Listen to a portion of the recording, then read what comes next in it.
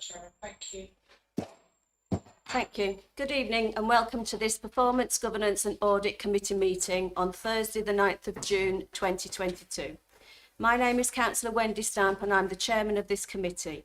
Members, we are streaming this meeting live as well as recording, and being present in this meeting you are given your consent to being recorded.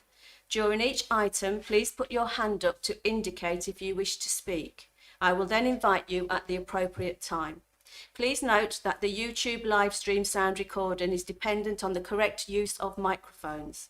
Therefore, can I ask that when invited to speak, you remember to turn on your microphone and turn it off when you've finished. Please reference a page and paragraph number when referring to an agenda papers and keep your contributions as clear and concise as possible. I would like to thank Councillor Jeanette Stilts, the previous chairman, for the work she and the committee has done, plus Councillor Fleming, who we are so lucky to have her to be the vice chairman again of this committee. I am sure Councillor Stilts will be a valuable member of this committee, as you were as the chairman. Thank you again. I would also like to remind members to treat each other and the officers with respect. I would like to welcome the officers in attendance tonight in the chamber. We've got Richard Holmes, Paul Dodson, Chris Leslie, Sue Green, Stephen Butcher, Hannah Wheatley, is she here? Oh, she's remotely, sorry. Sue Green and Hannah Wheatley is remote with Cheryl Hughes, Damien Gaylor, Stuart Jennings, Leander Cable, and of course Tara Bird, who we couldn't do without, could we, Tara, and Ben Harrison. So, moving on. Have we got any apologies for absence, please, Tara? Good evening, Chairman. Yes, we've got apologies from Councillor Ski. Thank you, Chairman. Thank you. Moving on, members. Minutes. It is recommended that the minutes of the meeting held on the 24th of March 2022, found on pages 5 to 12, are approved as a true and accurate record. I so move. Do I have a seconder for that motion? Councillor Fleming. If any member wishes to raise a matter of accuracy, they need to indicate they wish to speak now. Can we agree, members, by assent? Thank you. You'll have to speak up louder. Sorry, agree. Thank you. Moving on, agenda item 4, declarations of interest. To disclose the existence and nature of any disclosable pecuniary interests, other pecuniary interests and non-pecuniary interests relating to items of business on the agenda, having regard to paragraphs 6 to 8 inclusive of the Code of Conduct for members. Members are reminded that they are also required to disclose any such interest as soon as they become aware, should the need arise throughout the meeting. Councillor Fleming. I'll declare a non-pecuniary as a member of Essex County Council on any matter that might arise during the meeting. Thank you. And I will also declare that I'm a member of Essex County Council and there is nothing pecuniary or non-pecuniary on tonight's agenda. Okay, moving on to agenda item 5, members. Public participation. Public participation has a period of 10 minutes set aside, and I could advise the committee that we have received one written submission from David Horner, a member of the public, of which I will read out this question and ask Mr. Holmes to reply. And following that, we have a resident present in the chamber who would like to speak, Mr. Fittock, who will read out his question in person. It is my understanding that due to the rules of the council, no participant is allowed to distribute any display papers, plans, photographs or other materials.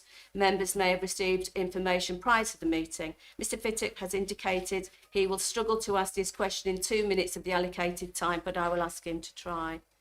So, I'll read the first public question out, members. Please could the council explain why it is suspended all pre-application advice and duty planner service from the 6th of June 2022? How are members of the public now meant to contact the planning department for advice, given that all direct phone numbers from planning staff have been removed?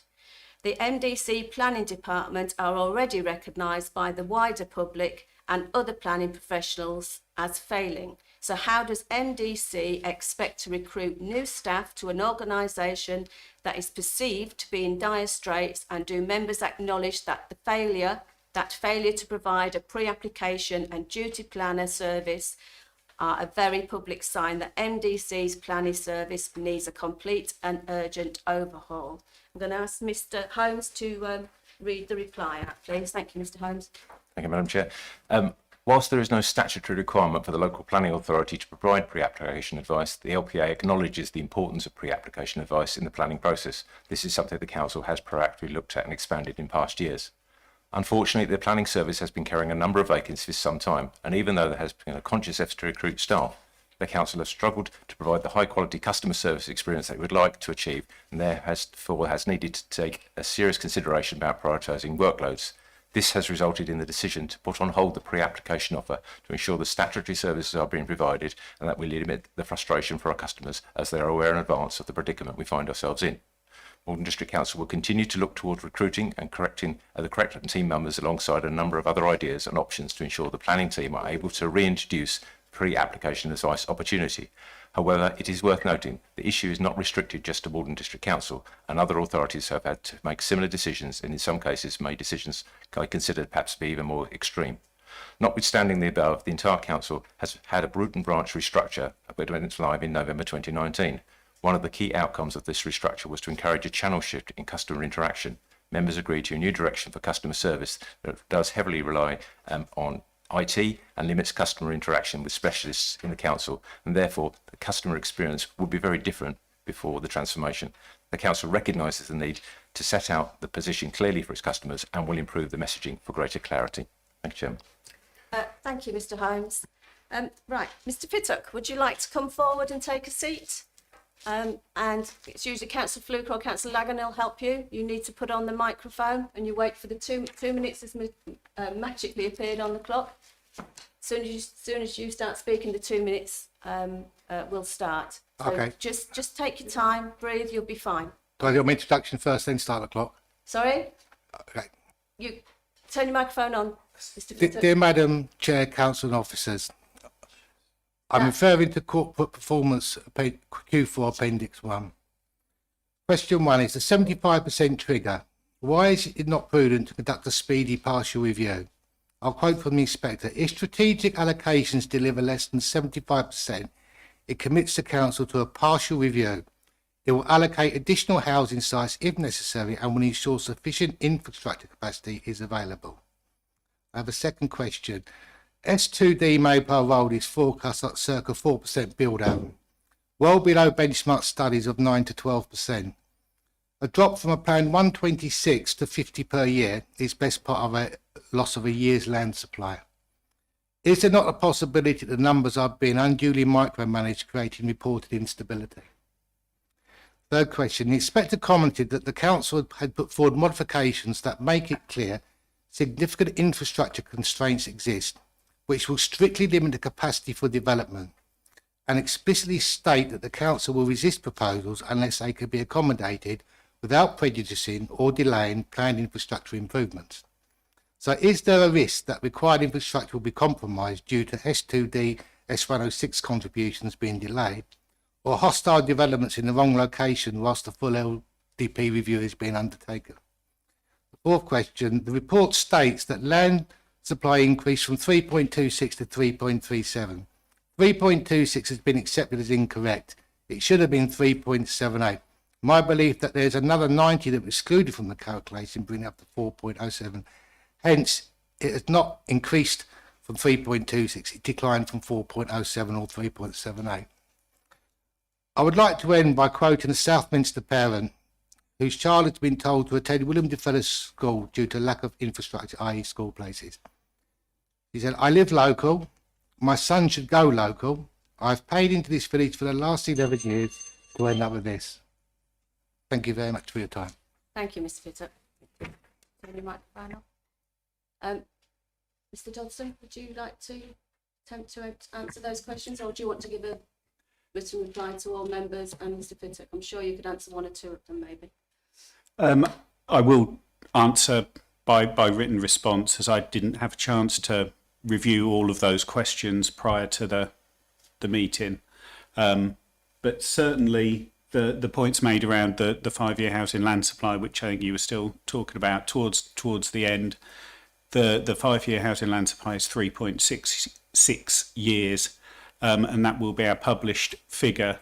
There's also a report going to our Overview and Scrutiny Committee that will outline both the methodology, the reasons for why that figure is as it is, and will also demonstrate how the housing trajectory was set and how it's been deviated from in the delivery. So all of that information will be available through that route. I think some of the other questions that you asked were quite detailed, and I would like to revert to a written response to those, Chairman. Thank you. Thank you. Okay, thank you. You can stay if you want to. Watch the rest of the meeting. You're more than welcome. Okay. Right, members, moving on. Agenda item number 6, notice of motion. Sorry. Oh, sorry. Sorry, Councillor Fluker. Thank you, Chairman. Welcome to the hot seat. Point of order. Which point of order? Part 4. Which point of order? Sorry. Part 4, rules of procedure. Chairman, I'm just a little bit concerned because I think Mr. Horner was told that he had to come here this evening by committee services, and then he was told that you were going to be kind enough to ask his question. The agenda says that you have to complete the online form. I think it'd be helpful for everybody, perhaps, if someone could have a look at this rule, because you know, if Mr. Fittock had actually submitted his question in advance, he would have got an answer tonight in the same way as Mr. Horner had. So I really do think we need to understand whether or not a member of the public really does have to come here to ask a question, or whether or not they can just submit a written question, because it's not clear anywhere in the rules. Well, we can look at it, Councillor Fluker, but I made the decision to read the question out, which is obviously the chairman's right to do. And Mr. Fittock, if he didn't want to attend, I'm sure he could have emailed one of us and said that he would rather put the written question in. But yes, we will look at that, and if we need to change anything, we will do it. But it's quite clear. The Constitution is quite clear about the online to fill in the form, firstly. So, noted. Agenda item 6, notice of motion. Notice of motion, the Council Constitution and the Scheme of Delegation. I'm just going to read out the purpose of this report, members. The purpose of this report is to provide background information and advice to enable the committee to consider the implications of notice of motion recently received and considered by the council and report back to the council. Now, what I'm going to do, the way I'm going to handle this, is I'm going to hand over to Councillor Lagan, because it's his motion, and Councillor Lagan has 5 minutes to actually speak on this, and then we'll follow it with any recommendations. Councillor Lagan, please. Thank you, Madam Chair. Good evening, members, good evening, officers. As many people know, the intention behind the motion is to look at change and to look at more openness and member involvement. But after careful consideration, I request that I withdraw the motion from tonight's agenda. We don't debate it, and I also request that we withdraw the motion from full council as recommendation. Thank you, Madam Chair. Okay. Do I need a seconder for that? I don't think I do. I think that can just be withdrawn. It goes to full council.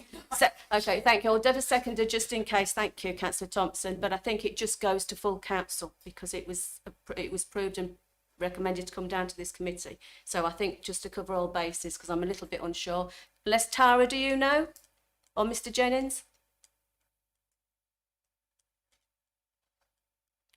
Hang on 1 second, Mr. Jennings coming in. Madam Chairman, I think it will be evident from the committee's minutes by way of report back to council what the intention was as a result of Councillor Lagan's submission to you. Okay, that's fine. I'm quite happy with that. Councillor Fluker. Mr. Jennings took the words out of my mouth, and we've both spent a lot of time together in the past looking at the Constitution, so I see it the same way. Fantastic. Moving on, agenda item 7. This is yours, Councillor Fluker, isn't it? Notice of motion, Council Constitution and questions to the leader. The purpose of this report, members, is to enable the committee to consider and report to the council on the proposed change to the Constitution. I've been informed there's no seconder required because it's already been seconded and recommended from full council. So, Councillor Fluker, I know how you like to speak first, and you have 5 minutes, please, and then I will put the recommendation if so. Yeah, thank you, Thank Chairman. I think I can come back afterwards as well. Firstly, members, I'll refer the members to the report of Mr. Jennings and ask them to note that it does not actually counter the proposal for allocating 15 minutes to the asking of questions, and refers to the main change. Paragraph 3.2 would be for the leader to provide a written response if they are unable to answer the question at the time. So it doesn't really speak to the allocation of 15 minutes to the asking of questions. Also, Chairman, there's the question of beyond 10 p.m.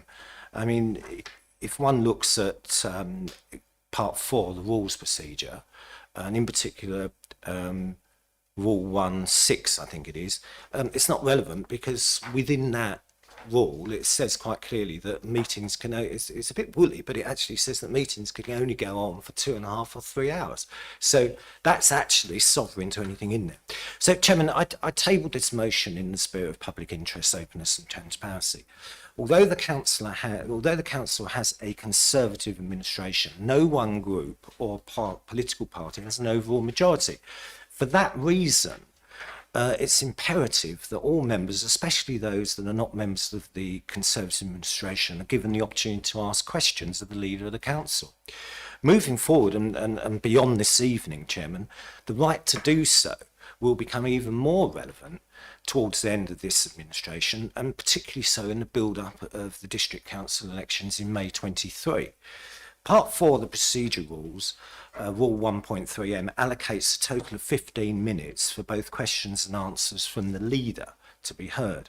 In the past, issues have arisen where both questions and answers have been so protracted that the 15 minutes allocated under the current rules has been reached in advance to some members being able to put their questions. Given the overall challenges that the council now faces, it's certain that there is going to be a number of questions wanting to put by members to the leaders will increase. I mean, you know, we've got issues with the local development plan, there's issues with budget, there's issues all over the place at the moment, and I'm sure that members representing the residents will want to put questions, and there's going to be more and more questions. So, Chairman, the motion proposes to change Rule 1.3m to a maximum of 15 minutes for the asking of questions. This would be in addition to the time taken to answer questions. If members acted succinctly, then such a change would allow those members wishing to ask a question the time to do so, and that as a result, the democratic process behind this motion would be satisfied. Chairman, you'll remember that at a meeting of Malden Football Club, I think Councillor Helm actually made a proposal along these lines, and roundly speaking, the opposition groups, which basically the Tory group, supported the proposal that we did this, and others, the majority, didn't. So I'm hoping this evening, Chairman, that there's going to be a coming together of minds in the best interests of everybody to allow this happen. So I hope all members will now recognise the importance of being able to ask questions of the leader for the benefit of residents and businesses, and that in the best interests of openness and transparency, they support the motion as tabled, Chairman. Thank you. Right, members, to be able to debate it, anybody wish to say anything, but to be able to debate it, the recommendation is that the committee considers the proposed change to the constitution and recommends accordingly to the council. No, members? Right. Well, I don't think they want to speak, Councillor Channer, so I'll let you speak, Councillor Channer, but you've asked me if you could speak first, speak at this committee, and of course you can. Yes, I will, Chairman, save for those sort of jeers from the right there. Actually, Madam Chairman, I feel there's nothing wrong with the present constitution. In fact, I'm glad Councillor Fluke has made something quite clear there, that he's saying the leader should be questioned for 15 minutes without the responses being given. That's the time just for the question. That's what I heard Councillor Fluke say. Now, Mr Jennings has looked at this and he's saying the time should be 15 minutes, as it's always been, for the asking of questions and responding. I'm sure I'm quite correct in that. We've had this constitutional rule for ages. It's got nothing to do with transparency and democracy. And at the last meeting, actually, I was subjected to a quite prolonged, over 15 minutes of questions and answers. In fact, I've timed them all. And in fact, they were significant. And in fact, what didn't happen was there was no consultation with the chairman, with the leader, to extend that. That never happened at all. And in fact, some other things were brought in which changed that. And I do recall actually when I was in the chair, sadly when Councillor Boyd stood down, and I think it was the 6th of August meeting, which I remember now, and there were questions put to the leader at that time. And in fact, that perhaps the question wasn't answered in the way a member wanted, but it was nonetheless the leader's answer. And I had to make that point quite clear more than once to the member that the leader, that was the answer of the leader. Now, one could argue it hadn't been answered. However, it's the prerogative of the leader. In a way, what this is about, and it's nothing to do with we're going to have more and more questions. I think that might be a lead into that.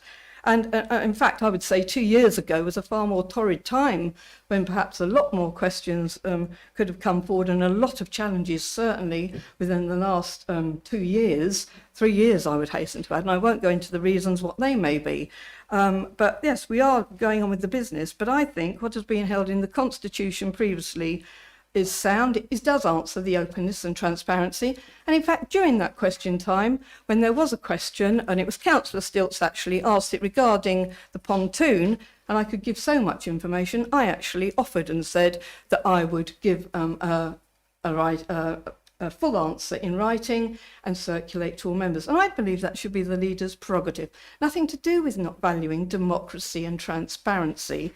But I think what Councillor Fluke has asked to hear is actually he's trying to bring in not having any discussion with the leader of extending the time from 15 minutes, because he's making it clear it will be above 15 minutes, because he's saying the 15 minutes should just be for the questioning only, not the answering involved. Thank you. Thank you, Councillor Channer. Does any other member before Councillor Fluker wish to come in? Councillor Thompson.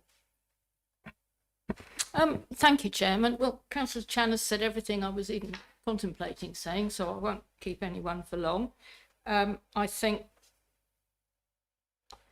believe the Constitution is fine as it is. It's worked so far. I think as long as the leader does in fact answer the question as opposed to refuse to answer a question, which has happened, I think, you know, it should be up to the leader to deal with these matters. We've always done 15 minutes. Questions can be asked and answered. It is, if people want to get a lot of questions in, as Councillor Fluker rather implied, it's up to the members to be fairly succinct about it. And no, I'm afraid I can't support this motion as it is. No, sorry. Thank you. Councillor Helm, you haven't asked to speak to me. You didn't ask me if you could speak before the meeting. Okay. Sorry. Anybody else? Any other member? It doesn't matter that it was seconded, Councillor Fluker. It was seconded at full council. This is a total different committee meeting. It's a recommendation that came from full council to this committee. If Councillor Helm had have asked me prior to the meeting to speak, I would have, as he has always done, there's processes that need to be followed, Councillor Fluker. Please don't stare me out, Councillor Fluker. It's not going to make me uncomfortable, believe me. Well, I've got 2 pairs. If you'd like to borrow one, that's fine. Right. Members, anybody else wish to speak? No. Thank you, Councillor Fluker. Thank you, Chairman.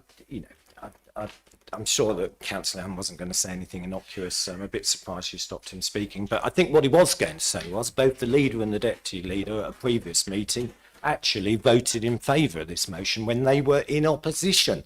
So there's nothing more open and transparent for that for anyone that's listening to this tape. But Chairman, the leader talks about democracy and transparency in a slightly different way to me. But Chairman, this is all to do with the opportunity for members to put questions to the leader. At the moment, they are hogtied by the 15-minute rule. And I think that residents who come to members who aren't happy with a particular issue, that want a question asked, need to make sure that those questions are asked. And at the moment, the way this system works, it's failed because people spend too long asking questions and too long answering them, and it just uses up all the time. You know, to me, Chairman, to vote for this, I think it's the right thing to do. It allows everybody in the council to ask questions. Potentially 30 people could answer a question. I doubt whether they would, but most people, if a question's a minute, they're being precluded. The answers can roll on and on and on, and we all know what filibustering is, and we've all seen it done before. So my motion is on the table. I believe, members, it's a motion for democracy, and I think that anybody that votes against it, Chairman, particularly the leader and the deputy leader, really have to account for the public why they won't want to be scrutinised over 15 minutes. Thank you, Chairman. Thank you. Well, members. You can put the motion. Yes. Councillor Thompson. Of course you can. You can come back on. I was referred to by Can you Councillor just wait for a Fluker. minute till they open the windows? I course. think they're. I don't think they work. Oh, sorry. Just give us a moment, please, Councillor Thompson. Of course, Chairman, thank you. Councillor Thompson's going to speak. Leader. More than happy to give way to the leader. I'm sure you'll allow us to have. No, I'd like to stay Okay, with you, that's please. absolutely fine, thank you. I have to say, I do resent that comment. The 15 minutes could cover everything. 30 minutes seems to be good enough for Parliament, for House of Commons, which does seem to have more and bigger issues. There are 650 of them, after all, who could be there. It would help if questions were succinct, and not that I'm including Councillor Fluker in this, but if they weren't planted in advance to make everything take as long as possible, that would help. That's my view. I'm sure I don't have to explain it to you, and I'll explain it to anyone else who wants it to be explained after the meeting. Thank you. Thank you, Councillor Thompson. Final time, Leader. Thank you, Madam Chairman. I stand by what I said. I actually do think there's another part on the agenda where questions can be put with notice, actually. And that's the way that actually questioning can be done. And it will cut down the time, because actually in the meetings and the length of meetings, I can see meetings having to go past 10 o'clock, which is also, I know Councillor Fluker's made reference to that, can be done actually. I think the chairmans can have the prerogative to actually, if they feel the business needs to continue rather than adjourning it, ask the committee whether they want to go on. I maintain the Constitution has always been fine as it is, always worked, and as I say, I believe within the last 3 years, 2 years, there's been far more areas of more perhaps public and transparency interest. And as Councillor Mrs Thompson referred to, I can recall questions not being answered by leader, in brackets leaders. And at that time, I did actually say that was the leader's answer. I know it wasn't, I know it was frowned on by that member, but that was the ruling of the Constitution. So it should remain, Madam Chairman, that's why. Thank you. Councillor Fluker, I'll let them come back. I know I shouldn't normally, and I won't be this lenient. Would you like to have the final say on this, or have you said all you wanted to say? Chairman, I've followed the rules. You know, I was given the opportunity to summarise, which is, and in theory, the mover of the motion is the last person to speak. But I noticed that you didn't go that way, and it's your prerogative. So Exactly, no, I don't. and it's my prerogative to give you the chance to speak again, Councillor No, Fluker. well, not according to the rules. You'd have to use Rule 32 to do that. So Councillor Fluker, are you going to be difficult at every minute of every opportunity? I've given you the option to speak. If you don't want to speak, then kindly just say, thank you, Madam Chair, we'll go to the motion. Right, thank you very much, Madam Chairman. I was merely referring to the rules, which this council has to abide to. I'm not being difficult. I'm just saying as it is, as the rules are. So put the motion. Thank you. Members, Can I have a recorded vote? do I have a seconder for recorded vote? There is. Oh, okay, so, thank you. Tara, we're going to have a recorded vote on the motion. The recommendation of the motion is that it considers the proposed change to the Constitution and recommends accordingly to the Council. Thank you, Chairman. Thank you, members. If you could indicate for, against, or abstaining, please, when I call your name out. And this is to accept the motion as put by Councillor Fluker. Starting with Councillor Edwards, please. Against. Councillor Swimming. Against. Councillor Fluker. Or Councillor Hull. Against. Tara, he's not present actually. Councillor Stevens. Against. Councillor Stamp. I will abstain. Against.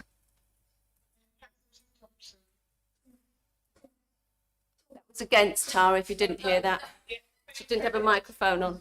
Sorry, do I have my mic on? No, I turned it on. Okay, Tara, is that everybody? Yes, the results of that are 1 for, 6 against and 1 abstention. Thank you very much, Chairman. Thank you. Thank you, members. Moving on to agenda item number 7. No, we're on 8, aren't we? Review of the corporate performance. Thank you. Thank you, Tara. Sorry, 8. Sorry. 8, yeah. Review of corporate performance quarter 4. To consider the report from the Director of Strategy, which is Mr. Dodson. So the purpose of the report, members, and I'll read this out first before we go any further. The corporate performance framework requires this committee to undertake a quarterly review of the thematic strategies performances as assured that performance is being managed effectively to achieve the corporate outcomes as set out in the Council's Corporate Plan 2021 to 2023. Appendix 1 to this report provides an overview of performance as to the end of quarter 4, January 22 to March 22, illustrating that 2021 to 2022 end of year EOY position. Online versions are available. Appendices 2, 3 and 4 detail the full list of key performance indicators for each strategy with highlighted changes in readiness for the 2022 to 23 performance monitoring as demonstrated as the recent member workshop. It's on pages 25 to 21 to 56. I'm now going to ask, is it Mr. Dodson? Are you doing this one, Mr. Dodson? No, thank you, Chairman. I'll defer to Mrs. Hughes. Mrs. Hughes, would you like to take this one and present the report to Council, please? Thank you. So this report is the fourth quarter covering January to March 22 and gives an end of year position of performance against the corporate plan objectives. Section 3.2 of the covering report shows a summary level of performance against the 3 strategic themes. For place, there is 1 outcome at risk, which is delivering the housing the district needs, mainly due to the 5-year housing land supply. In prosperity, there are 2 outcomes at risk, which are enabling future economic investments and new jobs, and enhancing and promoting the district's visitor economy. Both of these are due to resource diversions of COVID, and work is ongoing to address these. In community, there are no outcomes at risk. Section 3.3 of the covering report then shows the more granular KPIs that contribute to those outcomes and highlights the 4 that have been marked at risk. The attached appendix, which starts at page 26 of your agenda pack, gives the full detail and breakdown of the performance information. The format of the appendix has been revised following committee feedback and in readiness for our 22-23 reporting. It now incorporates a summary page to show high-level delivery, and each outcome has its own designated page or pages with all of the commentary and data measures that contribute to the scoring. As highlighted in recommendation little 3, Appendix 2, starting at page 49 of your agenda pack, also gives information about which measures will be kept, revised or added for the 22-23 corporate performance reporting. Members are invited to review the information set out and confirm their assurance that corporate performance is being managed effectively. Thank you. Thank you, Mr. Hughes. Right, the recommendation, members, are that members review the information as set out in this report and Appendix 1 with priority focus given to the strategic outcome level performance. Little 2, that members confirm that they are assured through this review that corporate performance is being managed effectively. And little 3, that members note that the KPIs that are will be monitored for 22-23. Can I have, I so propose from the chair, can I have a seconder? Councillor Fleming, thank you. Members, I'll open it up for debate. Thank you, Councillor Helm. Councillor Stilts, thank you. Thank you, Madam Chair. Just a few questions. I think last time at the meeting we actually asked on page 27 with the fly tip clearance, actually whether we got any of that money back. that it cost us for the fly tipping. So that was one question. The other one was still on page 28, and it was Prom Park and Riverside Park satisfaction. Why have they dropped so suddenly? You know, we've gone from 63% for the Prom Park down to 56%, and on the Riverside Park from 40% down to 20%. Customer satisfaction. Why is there such a big drop in that when we're saying that everything's on track and it's fine? Thank you, Councillor Stilts. Miss Hughes, would you like to answer that one for us, please? Or is it, yeah, Miss Hughes? Yeah, I can answer the one around the drop in the satisfaction numbers. That's based on the annual resident survey feedback. And we did have less responses this time. So, you know, we do need to apply a bit of caution when looking at the data in that there's more of a sway if one or two people are less happy. But that being said, those are the satisfaction figures that were given in the resident and business survey. That's the change. So it's an annual measure, and that's the percentage that said that they were satisfied this time around. We haven't got a set KPI attached to that, which is why it's not. Well, we've got to improve on satisfaction rates. But it's not necessarily triggering as red because of the wider work that's going on that particular outcome. In terms of fly tipping now, I think Richard Holmes is probably best placed to answer. Thank you, Chair. Thank you. Apologies if we missed that particular point you wanted to raise. So we obviously do pursue fly tips and obviously investigate fly tips wherever possible, and where we can actually attribute the tipping to an individual, we will pursue. To help members, what I'll do is I'll get some statistics on that and circulate that to the committee so we can see how successful or not we've been. Thank you, Councillor Stilts. Councillor Fluker. Thank you, Chairman. I just wanted to drill into something that Councillor Stilts said. I mean, on page 28, these satisfaction surveys, and apologies if I've missed it, how many people were actually polled for this? Do we know if it was 500 or 5, or how many were actually returned their surveys? Ms Hughes, could you answer how many people returned the surveys, please? Do you have that information? Not off the top of my head. It was recently circulated, but not off the top of my head. I will get that answer back to the committee. I think it's a couple of hundred, and we had less response this year than the year before, which we expect is due to COVID as well. But I will get the details round to the committee. Yeah, I think it is important that we get the drill down data. I think the last committee meeting I attended when Councillor Stilts was there, and I think Councillor Flug was asking the questions with Councillor Boyce. It is important that when we ask for the data, it does try and come. It's not a criticism, but if you could get that to all members, I'd be grateful. Councillor Fluker. Chairman, I think it'd be quite simple if we just put on each of these graphs what the sample number is. So if we've got 200 responses, we can understand. But I mean, really and truly, Councillor Stilts and I just enjoyed a very great moment there where we looked completely bemused, Chairman, and I think that would be helpful. Is that all right with you, Ms Hughes? Yeah, we can do that. Thank you. Thank you. Any other member? Councillor Hull. No, go on, Councillor Hull. I've called you first. Thank you. Oh, thank you. Page 55, number 10, about mental health. I've got an experience of it a lot happening. I can't see people are waiting 2 years to get counselling at the moment. Because of COVID, it's sort of caused a big problem. Is anything more can be done about that? Do you know? Who would like to answer that? It's not really. Mr Dodson, are you coming in? Yes, thank you, Chairman. Yes, some of those, there are delays in some of that area of work, exactly as you say, because of COVID. The One Malden District group that we've just set up is to work closely with the health service and to make sure that we're addressing those. Mental health is a key priority within the strategy for both the CCG that's outgoing and the incoming integrated care board.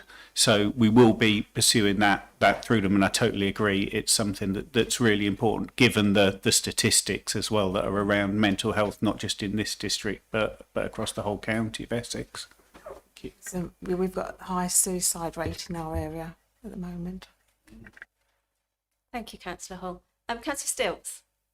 Thank you, Madam Chair. I do actually have quite a few questions. Oh, sorry. Did I cut you off in your prime? No, that was fine. I Going was right allowing away. other people to come in.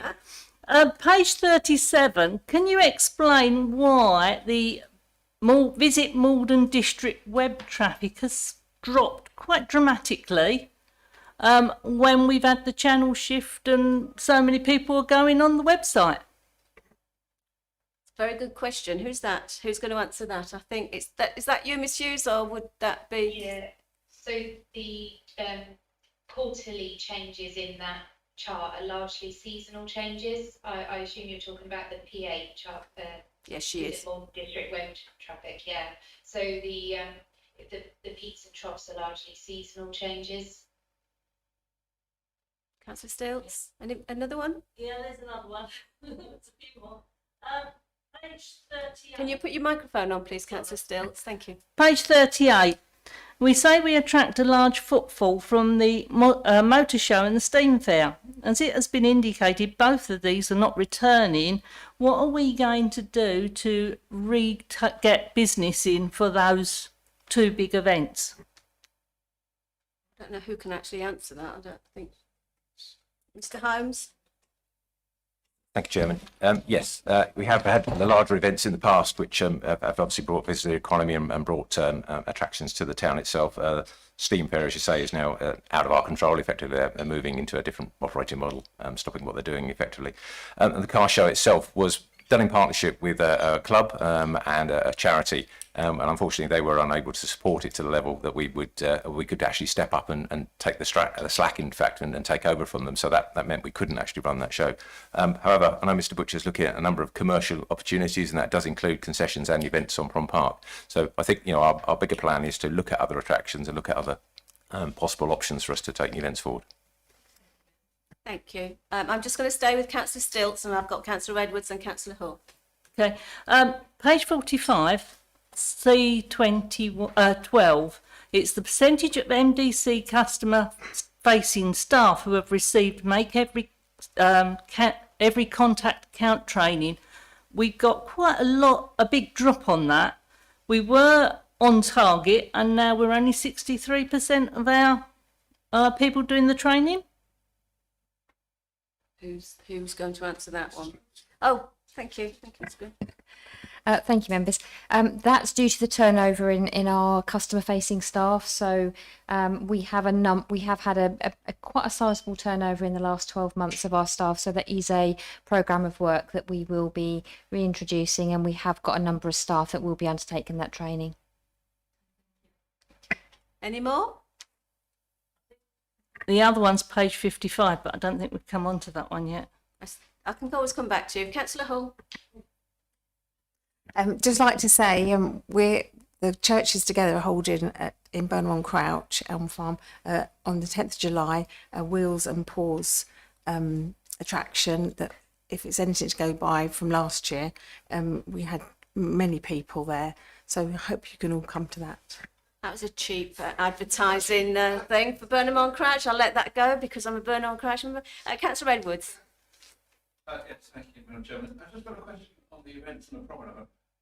The recent cancellation of Monday Market, I think it's called, was that due to a paperwork error on the fault of the hirers?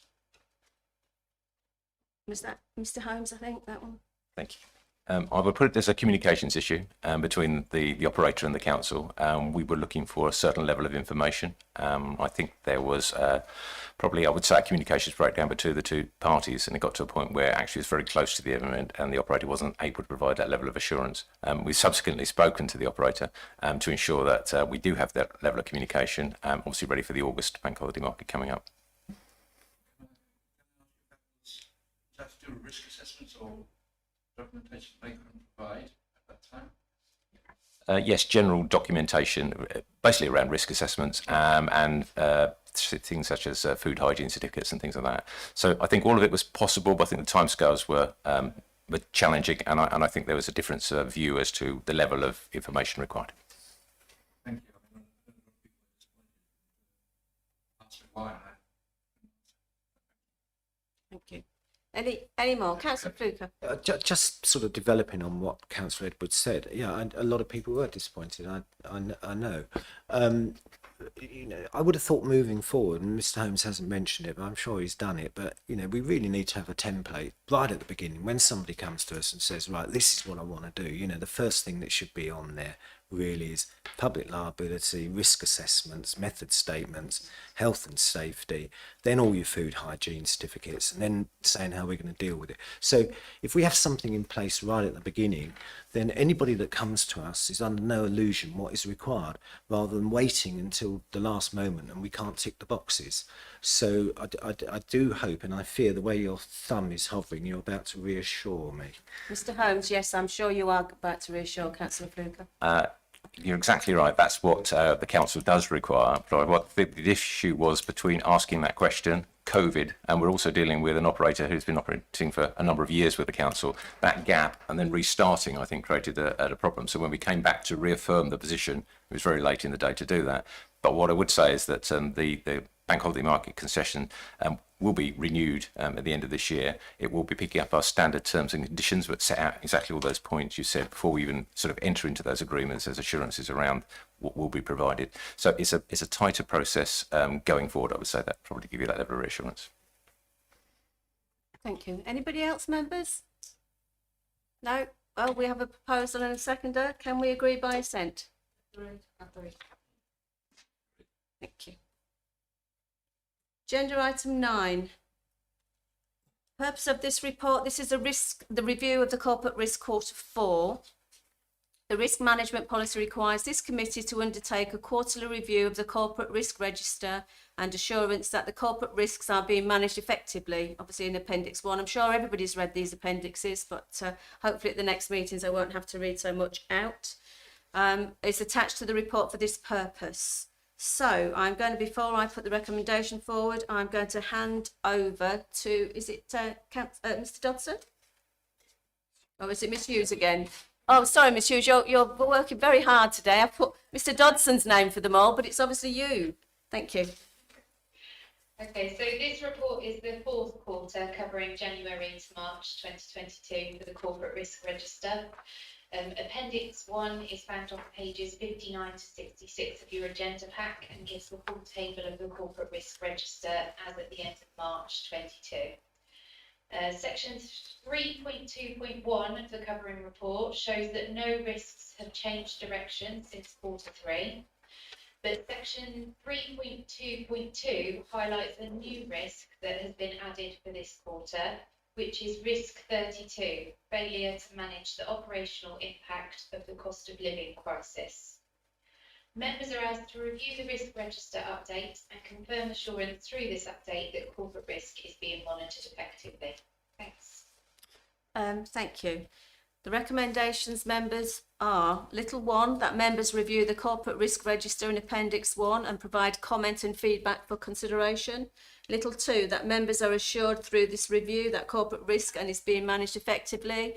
And little 3, that members challenge risk where the committee feels that the council's corporate goals may not be achieved. I will propose that from the chair. Do I have a seconder? Councillor Fleming. Thank you. Members, I'll open it up. Would anybody like to speak on this corporate risk? Oh, I'll ask members first, if that's all right with you, Councillor Lagan. I know you've asked if you could speak. Thank Any you. members wish to come in first? No, Councillor Lagan.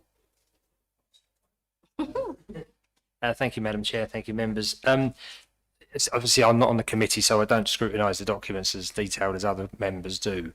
But one of the areas of concern that's been spiking at me for the last few weeks is risk 7, our failure to maintain a 5-year housing land supply. And again, my comments are about process, not about people. With Mr. Fittick tonight coming in and raising that he sees a different calculus in the 5 years housing land supply to what's actually being published causes me a degree of concern. I also think that we're chomping along with the 5 year with the low LDP as we are, and there may be some significant legislative changes coming up very shortly that Michael Gove has tabled with regarding that if we've got a sound plan, we may not need to have a 5 year housing land supply.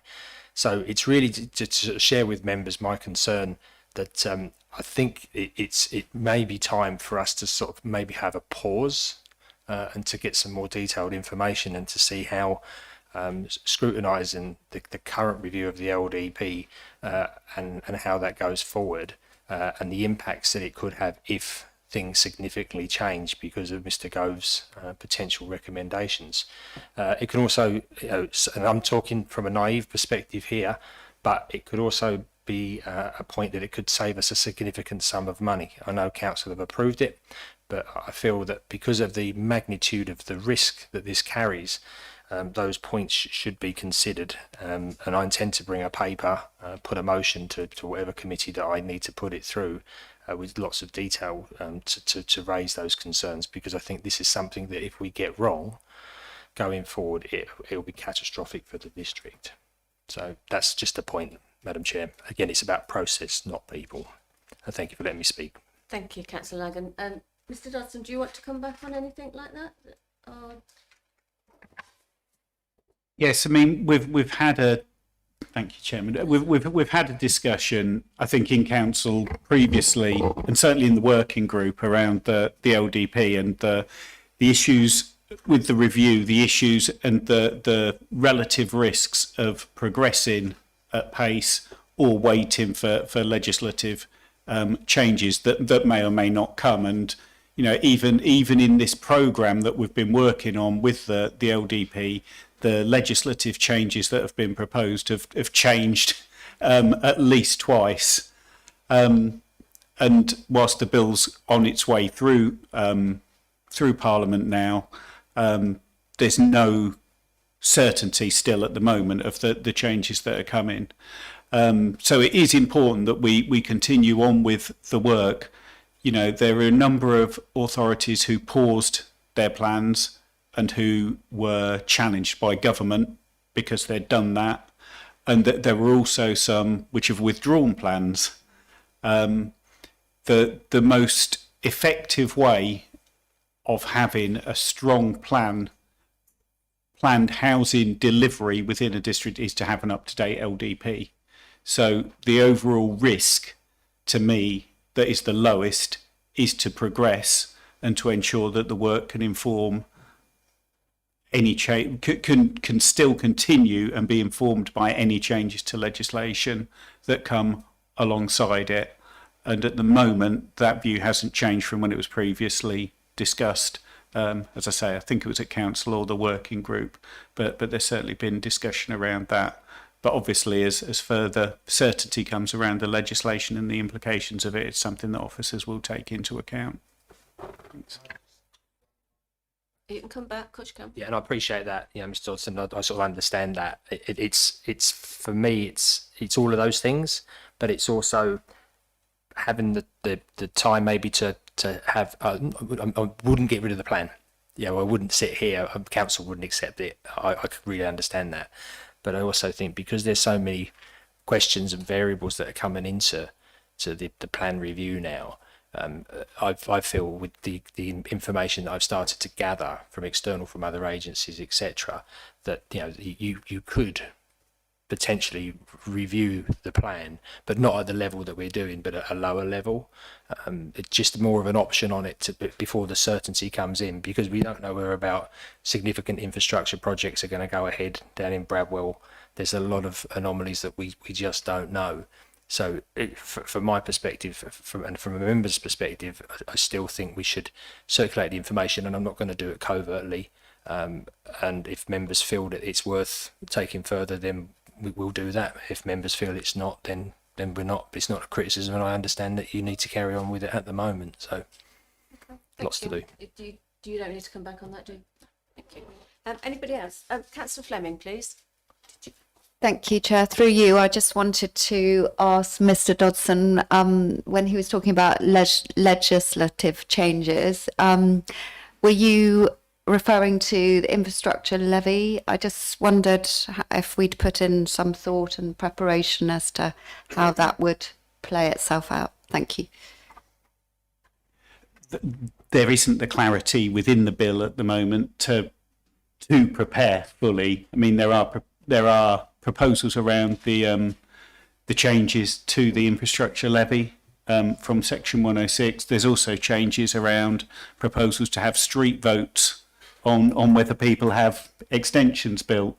Those are ideas within the bill at the moment, and I think we're still awaiting the clarity around them, and there's still not clarity whether all measures within that bill will come forward in the fullness of time. So we're monitoring, and along with planners across the country, looking for the intelligence on exactly what that's going to look like, and as soon as we know, we'll make the arrangements and changes and address that within the work we're doing. But at the moment, it's evidence-based gathering, which isn't hugely affected by those changes. Thank you. Councillor Stilts. Thank you, Madam Chair. I did actually have a question on page 55, but we've done that, so I'll move on. Would you like to put it in writing and we'll get the answer to you? I'll put it in writing to the committee, and then we can get the answers. The question I've got is on page 60. R8, failure to meet affordable housing needs. This risk is unchanged from the other times. Why are we not doing anything, or are we doing anything positively to bring this risk down? So that's one question. Right, shall we do one at a time, and then it's who would like to take that?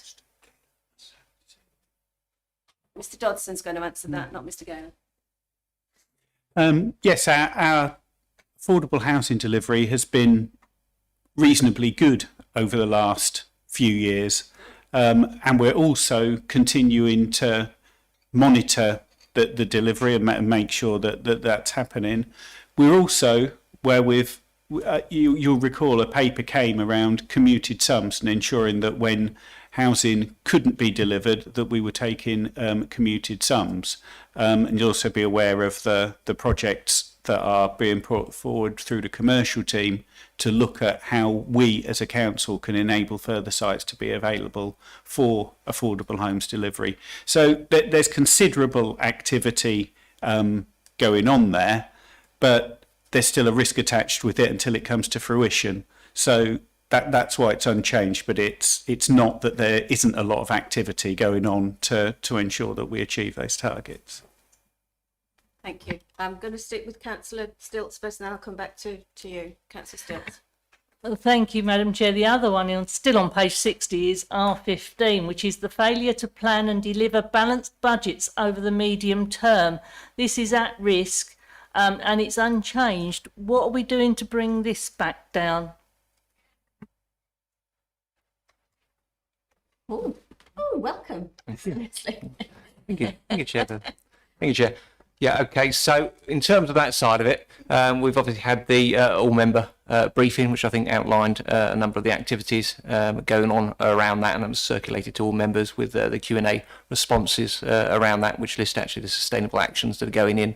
I spoke at, I think probably S&R committee about the processes which are in place within the council around the budget monitoring side of it, where we look at our budgets, we look at our assumptions, and we revise that regularly and bring that to the committee side of it, and also the budget setting side, where we go through a process of actually reviewing our budgets, looking at that sort of the gap that we're talking about here, and put forward the measures and the plans that we could put to reduce that, and that will come forward to the finance working group, and that is involved in that, and then ultimately to committee as well. So there's activity taking place around that. That includes our commercial activity that's currently happening, a review of our assumptions, a review of our existing budgets and the grant funding, and also the plans to go to the extended leadership team and look at our teams and review what we're doing and ideas to come forward, part of that, and then go to the finance working groups and committees in accordance with that.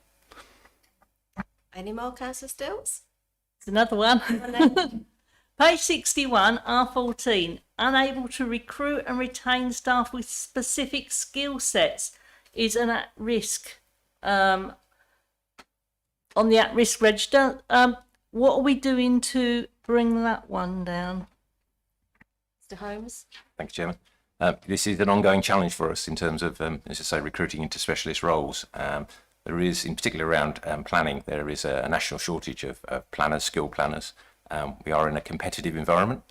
Local authorities obviously have to deal with the private sector, and people are attracted to work as a contractor. So it's a well-recognised issue in local authorities.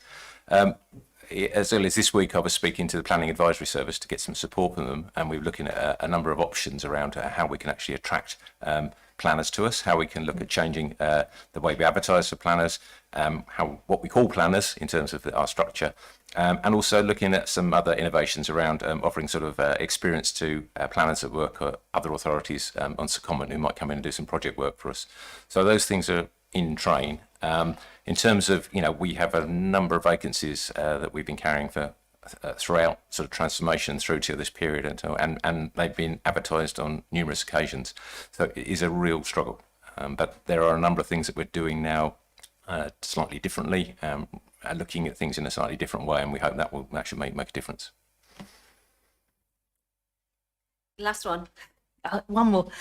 Page 62, R31, which is an at-risk one, which is the resources and operating staff structure. Is that because of that other risk that is so high on the recruiting?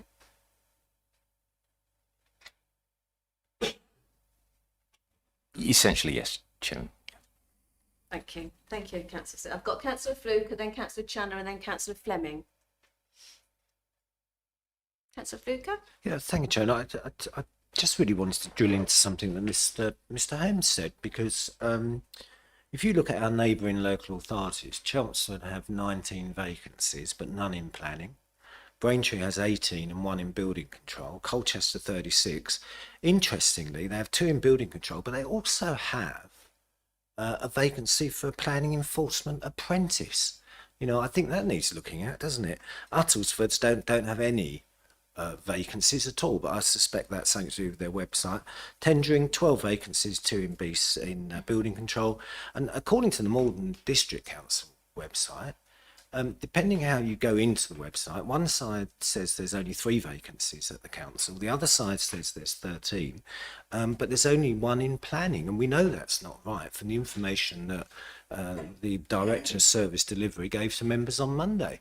So I'm a slight amiss, really, and members will be aware of an email that I sent this afternoon that I received from Great Cambridge, who we work with quite closely on building projects, and you can see what they say and how they've managed to recruit quite quickly into roles.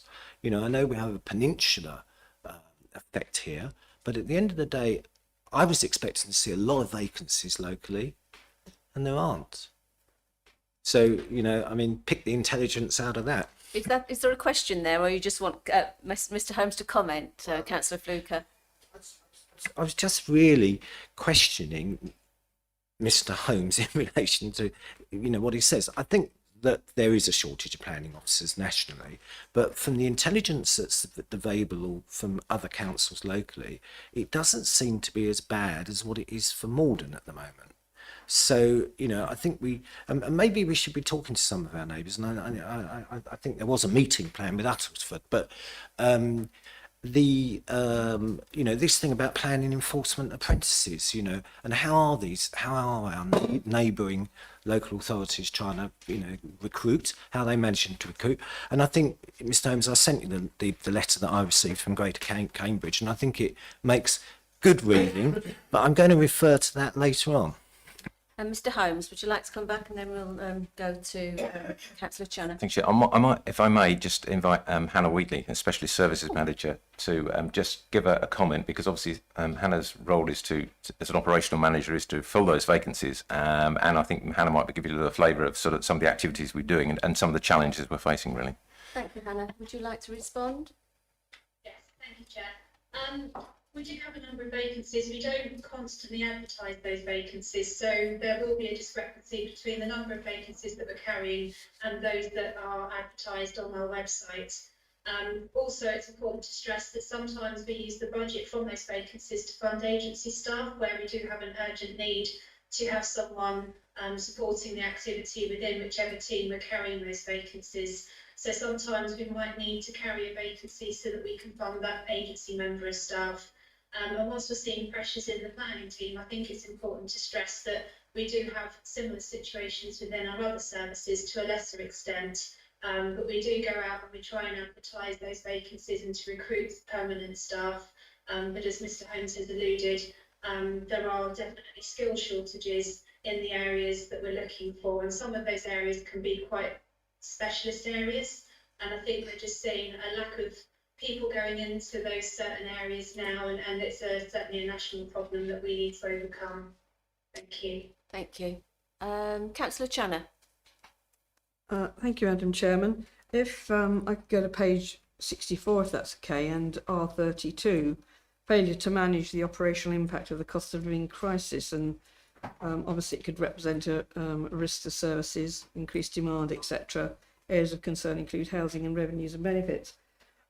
I mean, Mr. Leslie, I'm sure might be able to expand a bit on this, because we do quite a bit already, actually, that I could see being applied regarding the cost of living issues in operational terms, because they would apply to the issues there. And there's several areas which we do, although and a lot of it in collaboration with partners in some form or other. So we've got the debt and financial advice, debt and as I've just repeated, council tax, the promote the discounts, council tax support scheme, discretionary hardship fund, financial advice and support we give also, and providing contact housing. We do various things there, damage deposit guarantee, rent in advance, etc., and employment support. I wonder if you could just expand a bit on that, and because it's a bit of a perfect storm coming after COVID, obviously.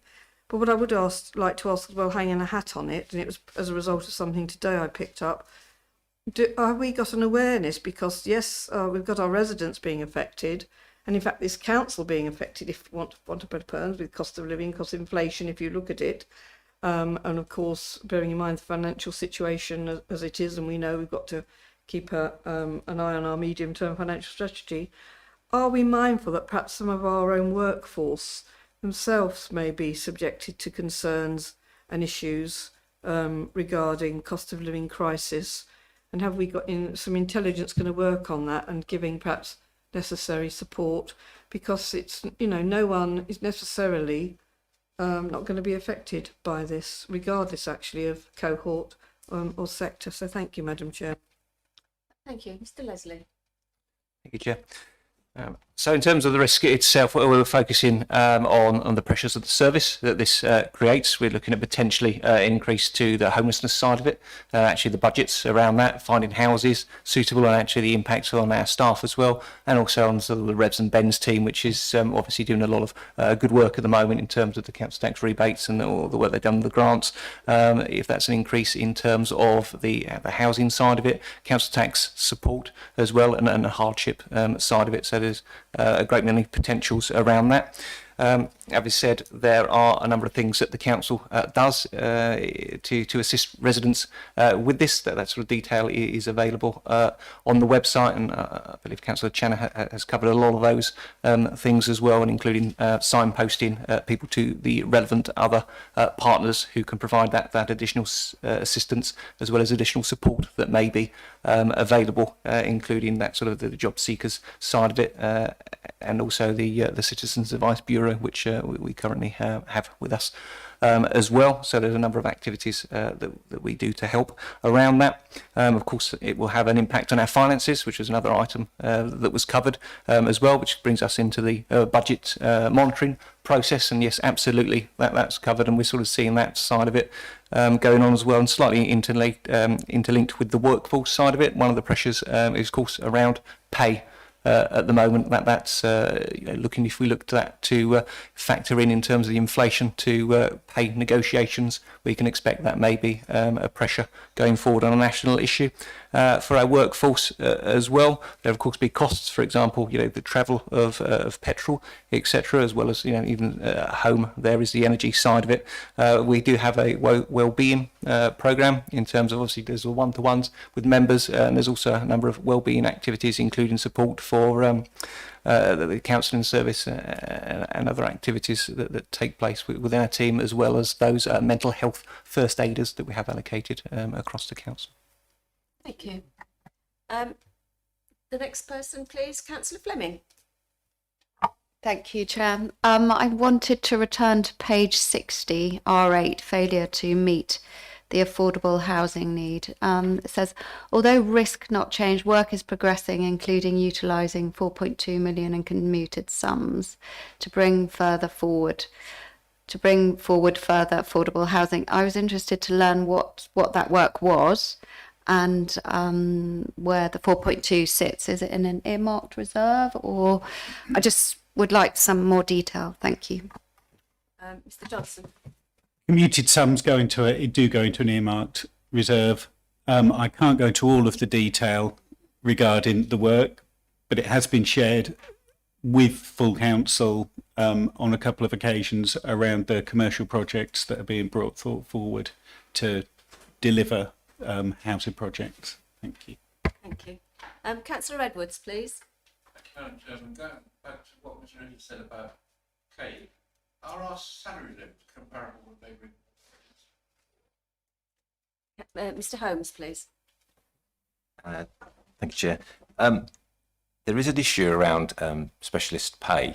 When we set our pay grades, we set various levels for all our specialists. So whether you be a planning officer, or you be a housing officer, environmental health officer, and it doesn't allow for any sort of market fluctuation or differential. So often planners do command a higher salary. So sometimes we have to apply market supplements just to get people to apply for a role, and they should really only be for short periods of time. So we do need to do some benchmarking around our salaries to see how we're competing, and picking up Councillor Fluker's point about, or how come others can recruit in. We do say, what are you paying them? I do feel that we will find a differential. So I believe that is an issue. And the other thing we lost through our changes, we lost the sort of career grades that we had. Was we used to have a system where someone could come in as an apprentice effectively, and could come in as a graduate and could work their way up a family, which we don't have at the moment. So there's a number of things we want to reintroduce that would potentially look more attractive to candidates as well. Thank you. Councillor Thompson.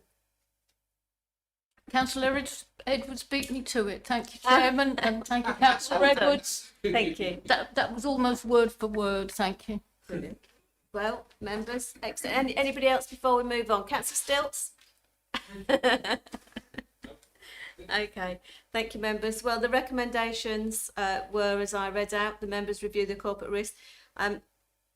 I'll read them out. The members review the corporate risk register as Appendix 1 and provide comments and feedback for consideration. Little 2, that members are assured through this review that corporate risk and is being managed effectively. And little 3, that members challenge risk where the committee feels that the council's corporate goals may or may not be achieved. I can't remember if I actually proposed it and seconded it. That's why I read it again. I propose, and it was you who seconded it. Thank you. Sorry about that, members. I didn't make a note of that. So is that agreed by assent? Agreed. Thank you. You've got to keep your eye on me, Councillor Fleming. Okay, the next one is agenda item 10. The purpose of this report is to provide an update on the COVID economic funding activity from October 2021 to date. We have a small presentation, I think, from Leander Cable. Is that correct, Leander? Hello, welcome. Thank you, Chair, and good evening, members. I'll share my screen with you to deliver the presentation.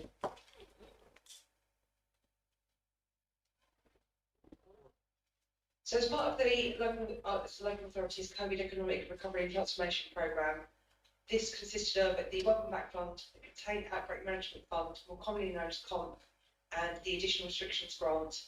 These grants were all provided by external parties, mainly central government and Essex County Council, to support our communities, residents and businesses through the COVID pandemic.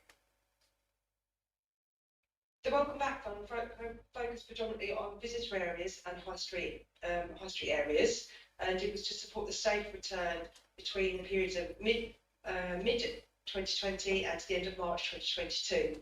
An example of the activities which we've delivered are on the slide now, and as you can see, there's a range of activities to support businesses, residents, and the visitor economy. The funding was provided by the European Regional Development Fund and Her Majesty's Government, and the Department of Levelling Up Communities and Homes. The additional restrictions grant was provided in several tranches. Predominantly, it was focused on direct grants to businesses, but there was also elements of business support which could be delivered under there as well. This focuses on the second tranche which we received in May 2021, and this is a list of the activities which we undertook with that, providing details such as the subsidised membership schemes to support our businesses to create a more resilient business community. And then there's also some work we're doing with the North Essex Economic Board. That's those authorities in Oxford, Colchester, Braintree, Tendring, Chelmsford, Malden and Essex County Council working in partnership to deliver focused activities around business support and skills support. The additional restrictions grant, whilst it had to be defrayed by the 31st of March 2022, the business support activity can actually continue to the end of this financial year, and those contracts are being managed as we speak. The Container Outbreak Management Fund, known as the COMP Fund, was provided to Essex County Council by the Department of Health and Social Care, who were able to develop programmes to provide programmes to support local areas containing the COVID outbreak. These came to us in two forms. The first form was the COVID safe tourism public spaces, which, as the name suggests, focused on those open areas and providing safe access to those areas during the pandemic. And then in the latter end of last year, as the numbers of Omicron variant rose, the High Street COVID Improvement Scheme, which we delivered a number of activities to support the safe events within the town centres and additional cleaning for public conveniences, etc., and high touch point areas. That concludes the report. Thank you. Thank you, Leander. It's lovely. Okay, members, the recommendation is that the committee notes the work that has been delivered as part of the COVID Economic Recovery and Transformation CERT programme and the ongoing work to support our economies. I'd like to propose that from the chair. Do I have a seconder? Thank you. Members, Councillor Fluker. Thank you, Chairman. I mean, you know, when the government hands out funding, you know, the first thing you do is to say, well, right, we're going to spend the whole lot. So the first thing that I'm absolutely amazed at, that we had an underspend of £115,000. The other thing, Chairman, is and I'm sure the good folk of Burnham and Morden will be appreciative for everything that they've received under these schemes, but I don't think Southminster got anything. And bearing in mind it's one of the most depraved areas in the district, I'm surprised. So maybe I missed something. Maybe I was invited to apply myself. Maybe I was supposed to go out and bang on businesses' doors. But I mean, you know, Southminster, as far as its high street is concerned, it's always punched above its weight. I mean, we currently don't have any empty shops, which is good, you know. And we do everything as a parish council and the work we do with the church to make sure that, you know, people are signposted to local businesses and every other thing they think. But it's disappointing that I can't see anything that's gone to Southminster. Leander Cable, could you actually answer any questions? Has anything gone to Southminster? Do you know? In terms of direct business grants and access to the business support and skills programmes, I wouldn't be able to provide specific details at this point, but I can certainly review the details that we have. I did, and the local authorities extensively publicised the availability of the Welcome Back Fund activity suggestion form, which went out via our channels and also with regular member and parish council engagement as well, to bring forward activities that can be supported under that fund. Councillor Fluker? The point in hand is, Chairman, and is, you know, there's something here about the upgrade of public conveniences, and we've been working for several years with Malden District Council to get ours upgraded, and they still haven't been upgraded. So, you know, I'm at a slight loss here and a huge disappointment. But I look forward to Miss Gable's response when she can outline exactly what funds have gone to Southminster, because I'd be very interested to hear that, Chairman. And I'm sure you're keen to move on. Thank you. No, it's fine, Councillor Fluke. You're welcome to have your say. More than happy. Councillor Channer. Thank you, Madam Chairman. Yes, I know I've got it all written in the report, but could the officer please send that presentation around, because I couldn't actually read it all. No, I know that's there, but instead of waiting for the minutes, I think that'd be quite nice for members to get now actually, because it looked as though it was really succinct and putting all the real points down, and I find that sort of quite helpful. So if that could be circulated, Madam Chairman, it's up to you because you're the chairman, but ahead of the minutes, I think that might be helpful to members. Would you be able to do that, please, Ms. Linda Cable? Send a copy of the presentation out. I'd be happy to provide that via email to all members. I can do that this evening. It's not a problem. Thank you. Does anybody else wish to say anything? Councillor Stilts, please.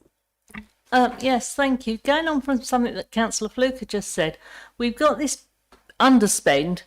Did we actually have to pay that money back?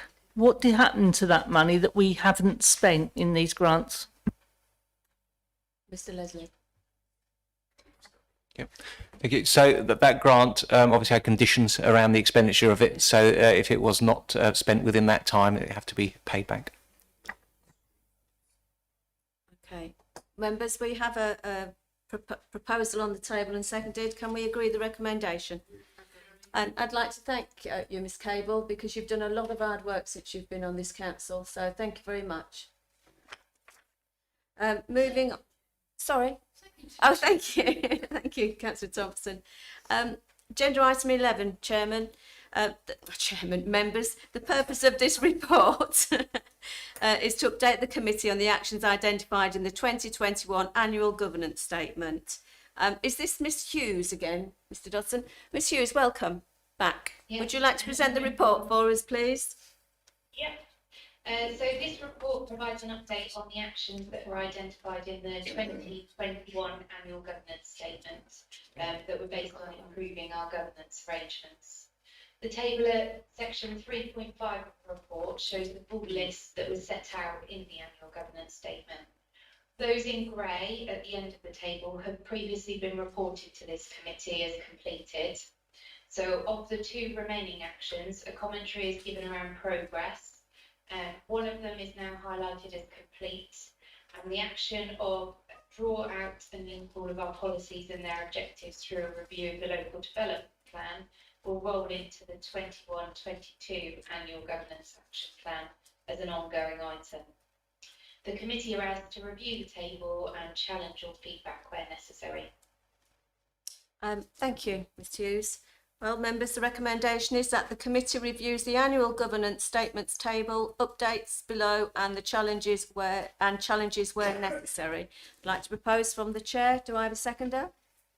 Councillor Thompson. Can we agree by assent? No, I think Councillor Stilts would like to ask a question. Oh, and Councillor Fleming. Councillor Stilts, please. Yeah, it's just a very quick question. We've got the remote meetings being complete, but when we had last full council, are we back at Burnham? That it says here that currently consideration being given to moving South Eastern Area Planning Committee back to Burnham. Has that actually been done? Mr. Dodson. No, that isn't complete as I understand it. But the point here was that the remote meeting facilitation at that time, all meetings were here. It was through I think it was a motion to council that the meetings returned to Burnham. So that, in the context of what was agreed in the previous plan, then this was complete. Are you happy with that? Okay. Councillor Fleming, please. Thank you, Chair. I'm just looking at page 71. It's just reminded me, I'm not sure whether this could be Cheryl. In terms of reducing our carbon footprint, are there any plans to do a sort of baseline audit of our council activities? Thank you. Ms. Hughes? Oh, so Mr. Dodson's coming in this one. Would you like me to pick that up? We are looking at that, and we're also obviously now appointing the climate action officer, who's been appointed and will start. So their role is to develop the detailed action plan from the strategy. So those details, including the baseline, should come out of that action plan. Thank you. Thank you, members. Councillor Thompson. No, Stevens. Sorry, Councillor Stevens. And it did have the wrong specs on, sorry. Thank you, Chair. One question, please. I can see a lot of lists of what training courses have taken place during 21-22. I can't see anything in there about licensing training. I took my licensing training in March, so that would have been in that report. There seemed to be some confusion about my licensing training and whether it was needed, whether it could be funded, and I'm a bit worried really that licensing training doesn't feature. Can someone reassure me that everyone that needs it is on the list and will get trained and has been trained? Thank you. Ms Hughes, is that you? Because that is quite important. Thank you. Yeah, constitutionally, we have the members that sit on licensing subcommittee need to have attended training.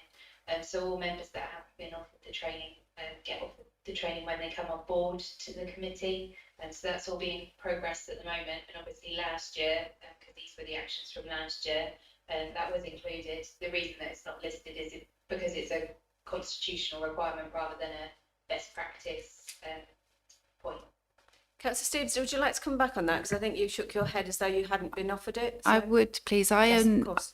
Whilst it makes total and obvious sense that licensing training would be mandatory, I wasn't aware of that. Now, I didn't sit on a licensing committee because I wasn't invited to them, so they were taking place, but I wasn't invited because I hadn't been trained. Eventually, I was invited to training and immediately took it up and suddenly became aware of all these licensing meetings that I could go to. So that isn't really probably how it should work. And I do think that should be looked into, please. Thank you. Did you pick up on that, Ms Hughes? Yeah, we'll pick that up with the licensing committee. Yeah, thank you. Councillor Thompson. Thank you, Chairman. Yeah, I was just following on from Councillor Stevens, really, because I don't exactly remember the last time I had my licensing training, but it was during COVID because it was remote. And there must be a statutory ruling, presumably statutory requirement on training and frequency and level. And one point, if I may, what we really need, and I'm not sure what Councillor Stevens had, and certainly she hasn't said she wasn't happy with it, but what we need is training as decision makers, not necessarily understanding the role of a licensing officer. Not that that isn't interesting, but it doesn't actually help us when we're on the committee, because, you know, if I need to know something technical, I ask the officer, that's why they're there. You know, if I was ever going to be any good as a licensing officer, I would have done the training and got a job. Thank you. Mr Dodson? Oh, do you want to go to Ms Hughes? Sorry? Oh, sorry, just bear with us. Ms Hughes? Yeah, so the obviously we'll pick this up with the licensing committee offline. We've recently circulated an email to the licensing committee members for clarification around training and the plan around training for this year. So we're picking up on that point. Brilliant. So I think everything's in hand. So points well made, and thank you for raising them, members. Councillor Channer and then Councillor Fleming. Thank you. Yes, I like Councillor Stevens raised a question about licensing training recently, because not long after the statutory annual there could have been a meeting which I think did go ahead, and I made the point, well, we don't know who's sitting on the licensing committee yet. Have we got members trained up? And that was covered off. And actually I do have a view, like planning is all members, even though, okay, we have the 10 on the licensing committee. I know it's probably more pertinent than when you're sitting on the licensing subcommittee, but I actually have a view that all members should have licensing training open to them, because we have the matter of substitutes. And therefore, should anyone in the licensing committee, you can't, you know, if you've got to run a sub, then you need to know the member who you want to be subbed has been trained as well. So that's my view. And I I think I have said that in the past, and I think that should be the case. It should be open to all members that might wish to attend, because I think Ms Hughes said we pick it up about training for those members once they come on board the committee. I think I heard that. In my view, it should be all members should have an opportunity for licensing training. Mr Dodson, do you want to comment on that? The thing is, non-aligneds can't be substituted, so they can't, that's my understanding, non-aligneds, can they be substituted? No. So that no non-aligned members would be trained. So that's quite an interesting point if we're looking at training all members, because you're excluding quite a large number of councillors. Anyway, Mr Dodson. My understanding was that we had a pool of 10, but they didn't all sit on each time, and that was why they were all trained. And then each committee is made up of a selection of those 10 within the pool. Was my understanding of how it worked. I may be wrong on that. All members can be offered licensing training, but it's a matter of resource and cost, ultimately. Councillor Channer and then Councillor Madam Fluker and my then point Councillor was Thompson. there's a distinction between the licensing committee and the licensing subcommittee, and I think we're talking about the members who even sit on the licensing committee might need to be trained. Why are you saying that it's only those that sit on the licensing subcommittee? Because I still think you need to have a understanding of licensing matters regarding the both committees, the licensing committee and the subcommittee. It's the subcommittee that sits normally to consider the applications, but actually there is training that covers a whole host of licensing matters that might indeed come under the licensing committee. So am I wrong in that then? So what you're saying is it's only the licensing subcommittee members. Have I misinterpreted what you said? I'm saying it should be the licensing committee, but they don't all sit on the licensing subcommittee. Councillor Fluker and then Councillor Thompson, please. Yeah, look, my understanding of this is that when the licensing committee sits, it sits as a statutory committee of council, the same way as the LPA sits. So you don't have political substitutions. You're either part of the cohort of 10 that Mr Dodson refers to, and then anybody that's in that 10 can sit on it. It's not politically balanced, you know. So, and the other thing is, I was a bit surprised what Mr Dodson said, insofar as the fact that it costs the same amount of money to train 31 members as it does 10 if it's all done on the same day. And, you know, I've done this training several times in the past. So, you know, maybe if when we go forward, particularly in the next administration, if there's a lot more people want to be involved, then let them all be trained, let them all join the cohort, and let them all be invited to go and sit on a quasi-judicial licensing committee.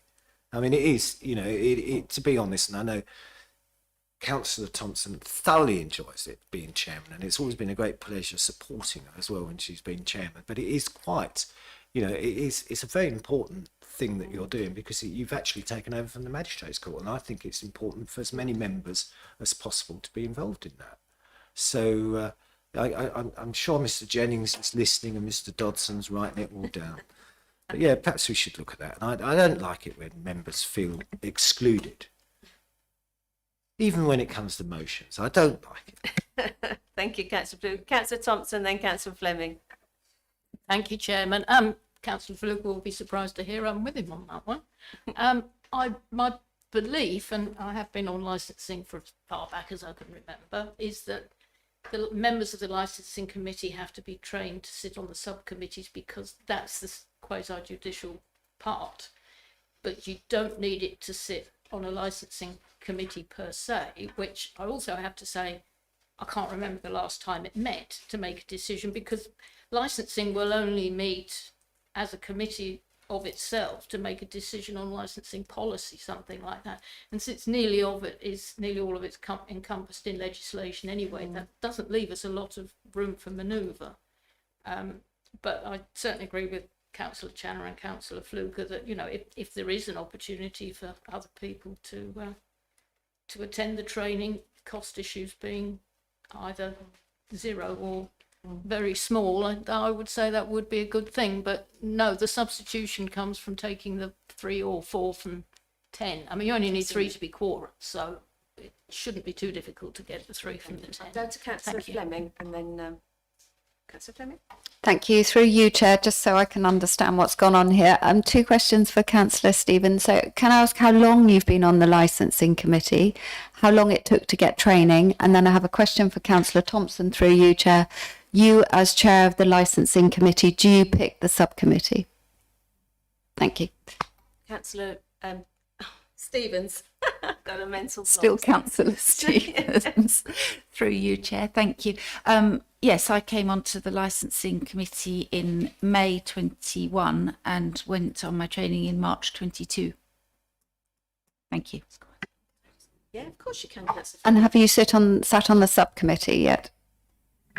Once since the training, but I think there might have been occasions before that where I didn't know that it was even meeting because I wasn't invited because I hadn't been trained.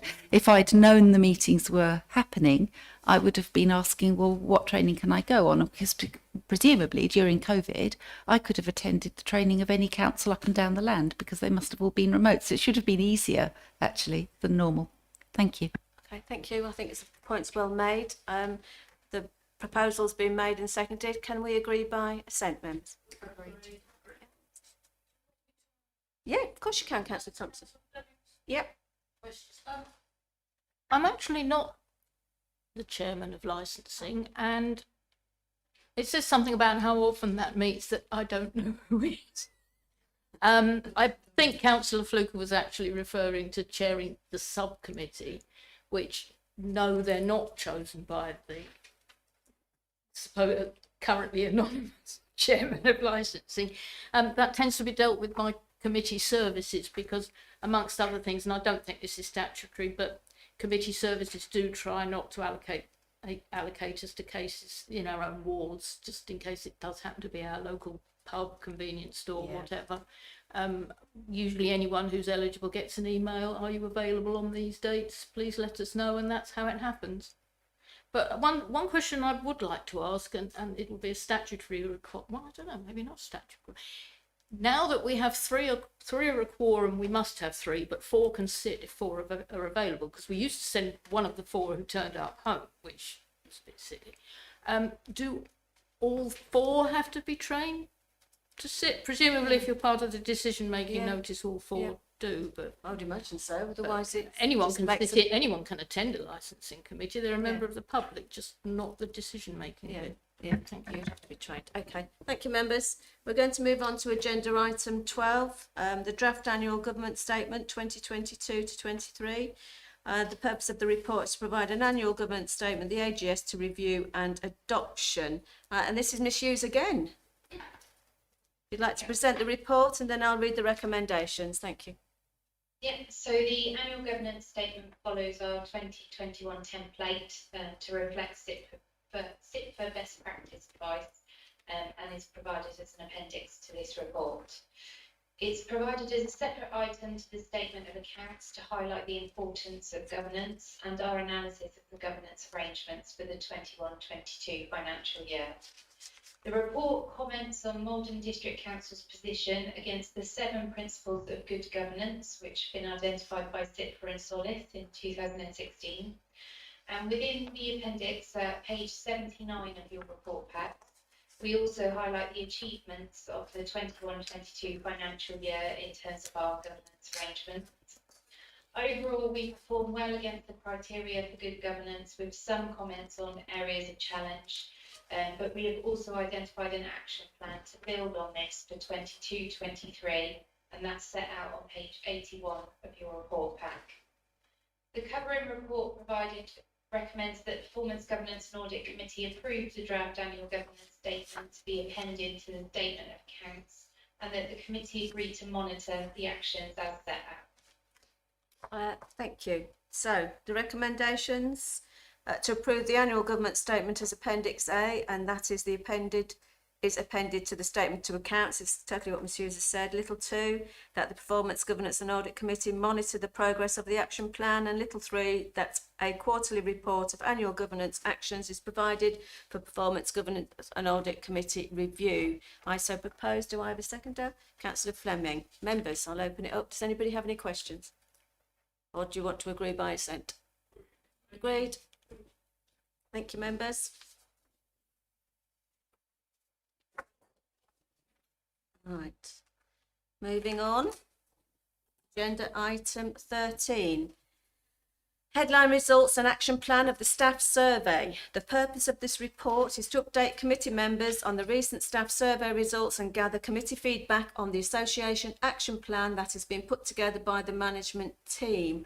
I think this is you again, Cheryl. Miss Hughes, sorry, I shouldn't have called you Cheryl. Would you like to present your paper, Miss Hughes? Yeah. So the report provides an update on the key findings and the action plan for the annual staff survey. It ran for the third time from the 17th of November to the 17th of December 2021. The internal document with the full results of the survey have been published and they are available to staff and members through the Fresh Service internal system, but this gives a high-level update. Section 3.3 sets out the positive highlights of the survey and section 3.4 gives the areas of concern for this year.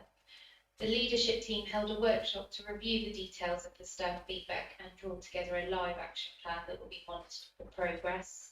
The headlines of this are set out in section 3.5 of the covering report, and plans also include running a smaller pulse survey this July to see if progress has been made so far. Members are invited to review and comment on the information set out and confirm their assurance that our response to the staff feedback is being managed effectively. Thank you, Ms Hughes. So, members, the recommendations are, little one, that the committee review and comment on the staff survey results and associated action plan activities listed in section 3.5. Little two, that members confirm through this that they are assured that staff survey response is being effectively managed. I so propose. Do I have a seconder? Thank you. Councillor Fleming. Members, do you have any questions on this? Councillor Fleming, did you put your hand up? Oh, sorry. Councillor Fluker. Yeah, thank you, Chairman. I was quite interested in this report because I can remember, it feels like a long time ago now, probably about 8 or 9 years ago, when the actual staff survey was actually member-led through overview and scrutiny, and they did such a good job, the overview and scrutiny committee, that they actually won a national award. And I remember going along to collect it with Mr. Wyatt, who I saw not long ago, actually. So we've done well in the past, but in the past we always used to make it mandatory to return, even though it was anonymous. We used to make it mandatory. So, you know, again, the response rate of 72%. What I'd like to hear is the views of those people that didn't respond. You know, and also, again, you can go through this and look at the highlights and sort of think about the questions, what they might have been. But it would have been really, really good to understand what the questions were, and you know, whether or not members, you know, wanted to have any input in it, because in the past they did, and I can honestly say that if we go back 9 years or whenever it was, you know, because of the staff survey and all the things that happened at that time, there did seem to be, I think it's probably only Richard who could possibly support me on this after all this time. And can I say that staff promotion, Richard, through the ranks, nobody's ever gone from draftsman to head of paid service, and you should be commended for that. But yeah, I mean, you know, I really do think we should go back and have a look at some of the outcomes for those surveys in relation to what we're doing now, some of the questions that were asked, because we did have really, really good. We used to have a member officer staff forum, which was hugely successful. You know, members used to come along and be berated by officers, and there was an awful lot of good came out of it, you know, particularly about engagement and planning and that type of thing.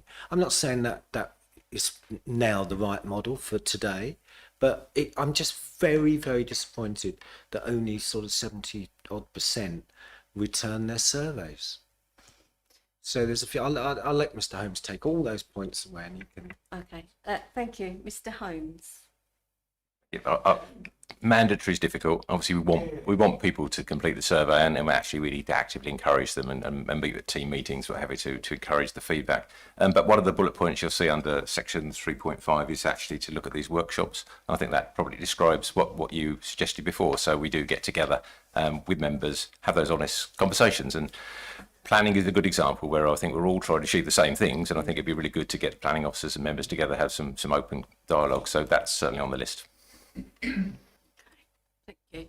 Maybe, Mr. If you'll indulge me, maybe the best thing to say is that everybody that enters the anonymous return goes into a raffle to get a day off. It won't cost us anything because we don't know who sent it in. Thank you, Councillor Fluker. Could be an incentive. This, I think quite seriously though. I think I'm sure that Ms Hughes has taken on these comments, and I think one of the things we should do is we should look at that 73% as a KPI, and we must try and move that north next time. It's absolutely essential. Okay, thank you. I think Councillor Channer had her hand up next. Thank you, Madam Chairman. I'll go to 3.4, which is on page, I can't move my thing up now, but 3.4, it's the negative themes that stood out in 2021 survey. And somewhat disappointing, I think, because what they do perhaps tell us. We see pride in working for Malden District Council's gone down. Fewer staff agreed that MDC was changing for the better. Fewer staff were happy in their job. Member culture, that's one that interests me, and the impact of behaviour was highlighted as a concern in many comments, and 39%. And what we're also worried was 48% of staff, that's very high, who, 39 and 48, where they have the excess pressure and workload, and then 48% having to work over the contracted hours to get work done. And I'd like to know, I mean, they're talking about that being long-term, because there's a difference between when you do have to have the push on, and do sometimes, like we've all done in life, make sure you work over the hours to get the job done. But if that's continual, that can have quite a damaging effect. Again, it can lose the family work, family life, private life balance. I would actually quite like to have the percentages about the number, member culture and the impact of behaviour was highlighted as a concern in many comments. I'd actually perhaps like the percentages of that. I think that would be quite handy, bearing in mind percentages being given in the others, bullet points, and also fewer staff agreed that MDC was changing for the better. I think we can have the percentages there, because for that statement to be made, we obviously know what the figure was before, we know what it is now, and I think that would be quite helpful. And I do like the fact that about the member and officer workshops to build understanding and relationships. And I also think the induction process can help sometimes bring forward what members are, because I think for staff that don't meet members regularly, then I can see that being quite daunting, possibly or not understanding, and also the understanding, the political environment which councils are, which is different to other workplaces especially. But 3.4 was the one that drew a great deal of interest, and I would like those percentages, the 2 bullet points that haven't got them applied, Madam Chairman. Thank you. Thank you. Ms Hughes, would you be able to provide those percentages? We will look at that, but the caveat that I will give is obviously staff weren't asked about member culture, and we just asked an open-ended comment box for staff to give their feedback. So it might be that a greater percentage felt a certain way, but because it was the open-ended comments. But we can quantify how many staff did make that comment and felt that they wanted to make that comment in the open-ended comment box. So just the caveat I'll give is that it wasn't a set question, so it wouldn't be the same as the 39% or 48% either. And Ms Hughes, could I ask you a question at this stage? Isn't the full survey available to members? I'm sure there's a link, because I've had it. It is on Fresh survey. I think if members want it, you can actually look at it in its entirety. It has been out for some time now anyway. Okay, thank you for that, Councillor Channer. Councillor Fleming, then Councillor Edwards, please. Thank you, Chair. I just want to carry on from what Councillor Channer was saying about the induction process. My comment to Cheryl would be that the induction process is a perfect opportunity for building good member officer relationships. I think that I remember when I first started, I think we had planning training. I remembered actually not really being introduced to many officers. It wasn't, Councillor Fleming, this is so-and-so, only really if I was at a meeting. So most of the time I had really no idea, if we were in person, who the officers were.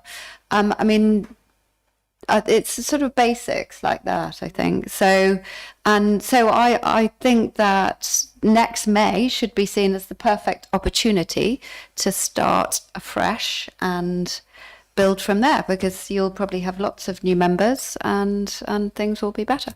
Thank you. Thank you. I think very well made points. Councillor Edwards, please. I was just looking at, I think it's 6-month pulse survey. I'm not sure what that actually refers to, but talking about a percentage of staff not putting these surveys or returning these surveys or completing them, does the council have a system of appraisals from their line managers where these sort of things will come out? Mr. Holmes, yes, we do. Chairman, yes, staff do have regular appraisals and one-to-one meetings. As we said before, we can encourage our staff. It's a survey. We encourage staff to complete the survey. We don't say you must complete the survey. We urge them to. So it's not a mandatory thing. But I think it really is for us as managers to actually talk to our staff and encourage them to report back, good or bad, really. And I think that's where we need to sort of, as you say, it's been suggested it comes as a KPI. Well, let's see if we can improve that figure. So I think that's what we'll have to do. Can I ask then, are appraisals mandatory? Well, yes, I mean, we do those as a mandatory thing. It's a staff survey about their feelings, so it's looked at differently. We want them to do this survey, not tell them to do this survey. And that's part of a bit of feedback as well, isn't it? So. Thank you. I'm just going to come back to Councillor Fleming. Thank you. No, I agree with that with Councillor Fluker. I think that the staff survey should become a KPI, and we could incentivise staff to return. We could offer a day trip to Southminster as one of the prizes. It's lovely. It's nice, Southminster. Thank you. Yes. Oh, it's lovely. It is lovely. And you do some good events there. So we're going to move on to Councillor Stilts, then no, I'm going to leave you last. Councillor Stilts, I'm going to go to Councillor Thompson, Stevenson, and then Stilts, please. Councillor Thompson. Oh, thank you, Chairman. I was just wondering, I will go away and read the staff survey properly, but I was just wondering if any staff tend not to respond because their answers would give away who they were. Possibly. In a small department. Possibly. You know, where there's a job a function's only carried out by a couple of people, that sort of would that cause anonymity to be lost? And the other thing is how do you incentivize an anonymous survey when you don't? Well made. I don't think anybody needs to comment on that. Oh yes, Mr. Holmes would like to come in. I need to give that reassurance. I mean, it is done as an anonymous survey, and yes, if people's comments are very pointed, potentially yes. I don't know whether Mrs. Hughes would like to make any comment around the moderation around that, but we do what we can to guarantee that staff can be as free and open as they would like to be. Yes. Sorry, I do understand that, and thank you through you to Mr. Holmes. Yeah, I just wondered, the term dead giveaways springs to mind. Sometimes you can't say anything without revealing something without. I think Councillor Thompson, it's a very valid point, because somebody won't say it if they know they can be identified if it's negative. I think it's a very point well made. Councillor Stevens. Thank you, Chair. A couple of the things I was going to say have just been covered, but the other one was under 3.4, where it refers to member culture. I hope we can imagine what that is about, but if it's wider and if it's relating to any members who are still members, I think we should know more about that. I don't know if I'm likely to find that out by reading the survey, and apologies because I didn't realise it was online, and I'll look for it. But I would like assurance that if anybody who is still a member is part of that problem, that is being addressed to that member. Is that possible to have that confirmation? Thank you. I don't think you Ms. Hughes, would you like to answer that? I don't think I'm going to comment on that, because I think there's ways and means, but Ms. Hughes. I think we can look at the comments, but again, with it being an anonymous survey, we wouldn't have that drill down on detail. The comments themselves do highlight the particular things that were upsetting staff, so that might give a wider idea as well. It's best to look at the full survey, and it will give a bit of an idea. That's fine, thank you. Don't need to say any further, because what would happen anyway, they have directors, they have line managers that they could report if there's an issue with a member of staff anyway, a member via a member of staff anyway. So there are processes and procedures in place, isn't there, Mr. Holmes? And the other two directors, you will deal with that if there's an issue from members being disrespectful or whatever to staff. There is policies, yes. So be assured that that is actually in place. But a very good question. Do you have another question? No, that's it. Thank you very much. Councillor Stilts, please. Mine actually was going on from what Councillor Channer said, and that was looking at 3.4 and looking at the way that the staff feel about their working environment and working here. And we know that when staff are not happy in their working environment, that you'll get more sickness. So how are we addressing that? Because, you know, if we're getting long-term sick or staff going off sick, that's going to cost the council money because they're not doing the job. So that was my question. Mr. Holmes, is that one for you? Sorry, Mr. Dodson. Do apologise. Yeah, our sickness levels actually are at quite low levels at the moment.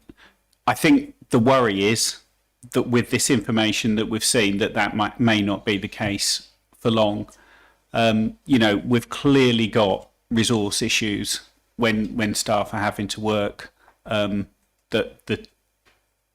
hours that they are to get the job done. And I think, as I think it was Councillor Channer said, you know, that happens over short periods where there are projects that need to get done. But when that becomes the norm, it's something that we need to address. So I think that's the key thing that we can do. I think it is testament to the support that managers are giving and some of the welfare support that we put in, that we're not seeing the impact of that yet, but we certainly will if we don't address it over the coming months. Well, it's a very good question. Anybody can go have burnout, and if you're not careful, and I think Councillor Channer referred to the work-life balance, it's important members have that as well as officers and team members. Anyway, they're the recommendations and the proposal is seconder. Can we agree by assent, please? Agreed. Thank you. Moving on, agenda item 14, members. Notice of motion referred by Statutory Annual Council. The purpose of this report is the report is to enable the committee to to consider the motion put forward by Councillor Fluker at Statutory Annual Council on the 12th of May 22, which was referred to Performance, Governance and Audit Committee for review. The presentation on planning service provides an overview and customer satisfaction and performance management in respect of the issues raised. Now, Councillor Fluker, you've got 5 minutes, obviously, to speak on this. Would you like the presentation to take place first, Councillor Fluker? Well, Chairman, I must admit I don't sort of recognise the way the report's written, but I mean, as far as paragraph 3.3 is concerned, it says the presentation at today's Committee on Planning Services is in response to the issues raised in my motion. So I think that, you know, that says quite clearly that Mr. Holmes has responded to the motion and that he's going to bring forward his report. And I think it would be best if we hear that report, and then I'll decide what I'm going to do within my 5 minutes. When I might, Chairman, choose that 5 minutes to announce to the council that we're now scoping the new medical centre in Southminster. I knew you was going to say that, Councillor Fluker. Yes, I totally agree. I think the presentation should go first, but I wanted to ask you, as it was your motion. Mr. Holmes? Thank you, Chairman. So hopefully with the wonders of technology, Ms Bird will load the presentation for you. So I'd first like to explain the reasons why you're receiving a presentation this evening rather than a formal report. It was simply a deadline issue in terms of being able to produce the report in time for the committee deadline, and I was working on another project, so it has to be this way, unfortunately. So I'll be giving the presentation this evening along with my Customer Community and Casework Manager, Sue Green, and my Specialist Services Manager, Hannah Wheatley, who's online. So next slide, please, Tara. Thank you. Set on slide 2 is the actual motion itself, and you'll see that to Council was referred to this committee for consideration. So if we can go on to slide 3, Tara. So I think the first thing to say as managers, we obviously would like to apologise for the difficulty that some of our customers are facing contacting the council or receiving timely responses from us. There are a number of ongoing issues that the council is dealing with, and I hope to set out in this very short presentation some of them for members to understand and obviously give the opportunity for some questions. We've sort of focused down onto three areas: the staff vacancies and workload, some systems issues we've identified, and something that relates back to the sort of design of the service that came out of our 2018 presentation. So I think we'll look at them one by one. I've got a slide on each just to illustrate some of the background issues, and I'll hand over to Hannah Wheatley now to take us through slide 4. Sorry, Sue. Am I doing Hannah? Sorry, Sue. To Hannah Wheatley to take us through slide 4, please. Thank you, Mr. Holmes. So, first of all, this slide represents the number of vacancies that we currently have within the Development Management Department. So, we've not been able to recruit into some posts for a very long time. As you'll see on the table here, the red lines indicate where we have been carrying vacancies. On the very left-hand side in the column, you can see which role it relates to, but I appreciate with the current organisational titles, it might not be completely clear. Miss Wheatley, can I stop you a minute? Members are finding it really difficult to read that. Can it be made, the screen be made a bit larger, or can they have copies of that later? You talk through it and they need copies because they can hardly read it. Have you got it? Oh, so are you okay then, members? Sorry, it's still a bit small. It doesn't matter. If you can't make it bigger, that's absolutely fine. I know I've got a copy. Okay. All right. Sorry to interrupt you, Miss Wheatley. No, that's okay. Thank you, Chair. I believe a copy was circulated earlier, and can make sure that everyone's got a copy of this so that you can see the level of detail. But hopefully, what you will be able to see from a distance is that as we move halfway through 2021, there's a lot more red as we start to see more people leave and more vacancies being carried through. I have highlighted in there where we've also had some maternity leave. What I haven't highlighted in here is where we've had agency cover to try and provide some resilience within that team. But as you can see, with the number of vacancies we carry, trying to bring in agency staff that cost 2 or 3 times as much as our permanent resources do, it is very, very challenging. Mr. Holmes touched on the fact that there's been a number of factors that influence our ability to recruit and retain staff. Because we're carrying so many vacancies, we have limited capacity to train and develop our staff and give them that time out of the working day to be able to attend training courses. We do try our best to ensure that our officers have training and development plans, but that time is very much restricted when they do have to work to tight deadlines to get reports finished, etc. So if we can move on to the next slide, please, Tara. So I'll hand over to my colleague Ms. Green for system issues. Thank you, members. As part of the work that we did in 2019 to implement our current structure, there was a huge investment in our IT. A lot of that infrastructure set us on a really good path in terms of being able to work remotely. So when we went into the pandemic, we were in a really good place to ensure that we were able to continue to deliver our services by staff being able to work remotely. We've also invested heavily in online services and our website, which again put us in a great position to be able to ensure customers had a really good continuity of service. One of the really key pieces of infrastructure we put in place was a customer relationship management system. This is something we didn't previously have and was put in place in 2019. And the main purpose was to control all of the incoming correspondence into the organisation so that we would have a single customer record and we could then ensure that customer inquiries were tracked and we were able to get that clear oversight of all the customer contact. That's a really core principle of the model because, as I'll go into a bit more detail, a huge amount of customer self-service or customers coming in via our website was a really key part of our restructure proposals.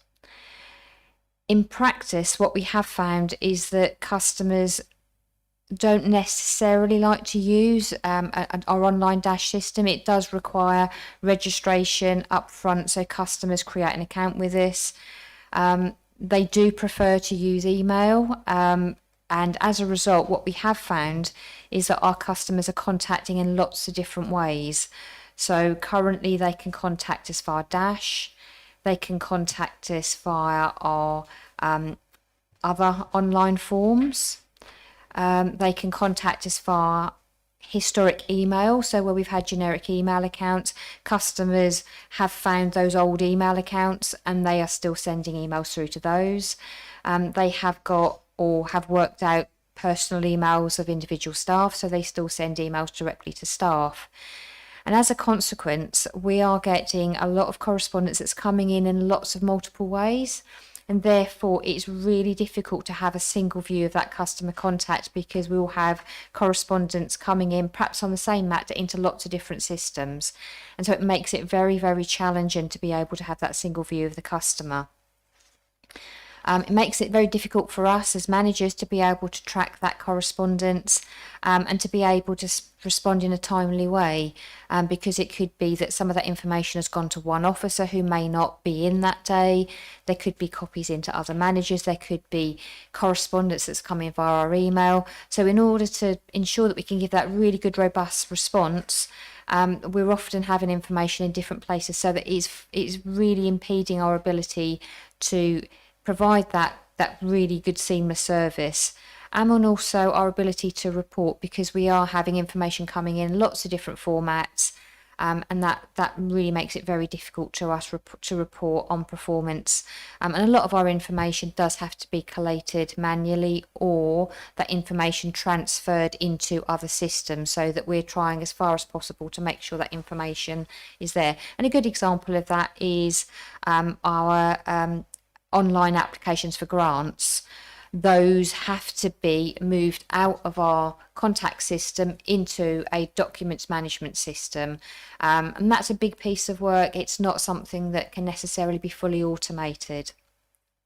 So those are some of the sort of system challenges that are behind some of the issues that we're currently experiencing. We could go on to the next slide. That'd be helpful, thank you. So we've mentioned that some of the ways that we work at the moment and some of the challenges that we're facing are very much rooted in some of the changes that we made to the way that we worked in 2019. So I think it would be helpful to just reflect on some of those changes that we made. So at the time, the future model was very much based upon transforming the services to a very much a digital online, and to the right of that slide you'll see there's an inverted pyramid, and that's a really good illustration of one of the really key parts of this transformation. The top of the top at the top in tier 0, this is the volume of customers that are expected to self-serve and have a fully automated service. So that is the biggest proportion of our customers. So this model was built on that assumption that we would be able to channel shift and get customers to self-serve. The next tier down is the proportion of customers that perhaps needed some help from our customer services advisors. So that is a sort of a smaller proportion. We then go down into the next tier, which is tier 2. So that's our caseworkers. So they will be kind of the next point of contact. And the customers, the intention is that customers will work their way down those tiers. So if a customer can't serve themselves, they will be served through customer services. If the customer services team can't deal with it, then that would be dealt with by a caseworker. And finally, tier 3, which is our specialists. And the principle there is that very little of those customers would actually end up dealing with a specialist. So as you can appreciate, our planning services are predominantly delivered by our specialist officers, and that's a really good indication of why our customers aren't dealing directly with our specialist planning officers, because of the way that structure is working. The resource that is allocated to the council in the restructure was on the premise of that being delivered. And the savings that we made were directly attributed to a reduction in staff, which was linked to that channel shift. And as members may remember, we did have a total reduction of about 30 full-time equivalent staff as a result of this restructure, which was around about 15% of our overall staffing levels. Whilst there have been some resources added back since 2019, they are very minimal and are based on an exception basis. And I think it's fair to say that we are under-resourced in all of our areas. I don't think there is a single area of the organisation where we feel we are adequately resourced to provide a level of service that the customers and members would expect, and which does not rely on a significant level of additional work and pressure on staff. And that was reflected very much in the staff survey, where we're seeing around 50% of our staff are saying that they are working in that way under pressure and are not able to do the work that is needed in the time that they have. We're also seeing a significant increase in the level of low level and also higher level complaints that are coming through members, and that's a dissatisfaction with the levels of service. If I'm really honest, I think customers have been understanding as we've gone through COVID that there's been huge pressures on the council in terms of delivering extra services, the grants, etc. But as the organisation's returning back to kind of a normal level, that tolerance is probably no longer acceptable by our customers, which is why we're seeing that greater degree, I think, of customer dissatisfaction. We do have less specialists in the council, and we are directing our customers to use those online services, and we are trying to minimise that face-to-face contact, because it is a big resource to manage that level of face-to-face contact. Not only is it an issue in terms of the amount of resource that's taking our staff, it's also the cost, because the cost of delivering a face-to-face service is 100 times more expensive than an online contact. So it is very expensive for face-to-face, and even telephone contact is about between 15 and 30 times more expensive to manage than online contact. So that's the premise of the original proposals, that it is a fraction of the cost to deal with your customers on an online basis. It also has lots of benefits, because that online service is a very much structured service. So it means if a customer fills an online form in, we can make sure they complete that and give us all the information we need, so we aren't having to go back to them sort of several times to ask for information that's missing, which you would get in an unstructured email. So there are an awful lot of benefits, but it also does provide a number of challenges, and the services that we are able to deliver under this structure are perhaps not what members and the customers would have anticipated, and are perhaps, even I think by officers, perhaps the impact and the impact of that service delivery, I think, has really started to be understood more fully now. And as I say, I think because of the recognition that during COVID there were, I think customers were more accepting of the levels of service. The expectation is that we should be now moving back to a level of service that they previously would have had prior to the restructure, and I think that's where a lot of that dissatisfaction is appearing, and that is on top of the additional pressures that our planning team are facing at the moment in terms of the pressures on recruitment.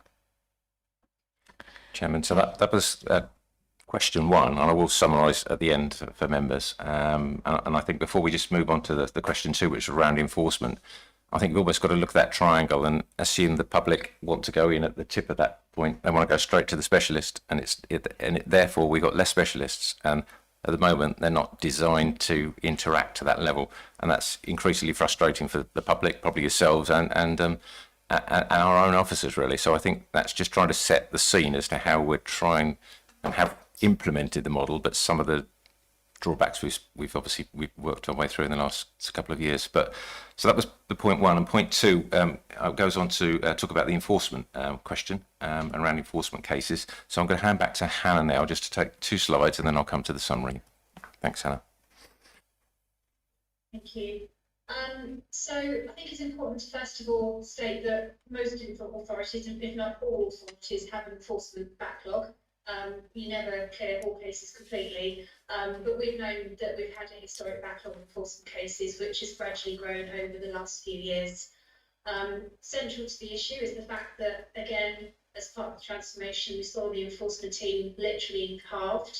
We had 2 officers that were left to progress enforcement cases, and unfortunately that just was not sufficient resource to be able to proactively progress and serve notice on those enforcement cases. We are in a position now where we're getting those resources back in place. We have a level 2 specialist who joined the enforcement team at the beginning of April, and we're looking to get an enforcement caseworker hopefully starting towards the end of July. Once we've got those resources in place, they will be refocusing, working their way through that backlog to try and close those cases that have been open where there's no possible recourse or action that can be taken.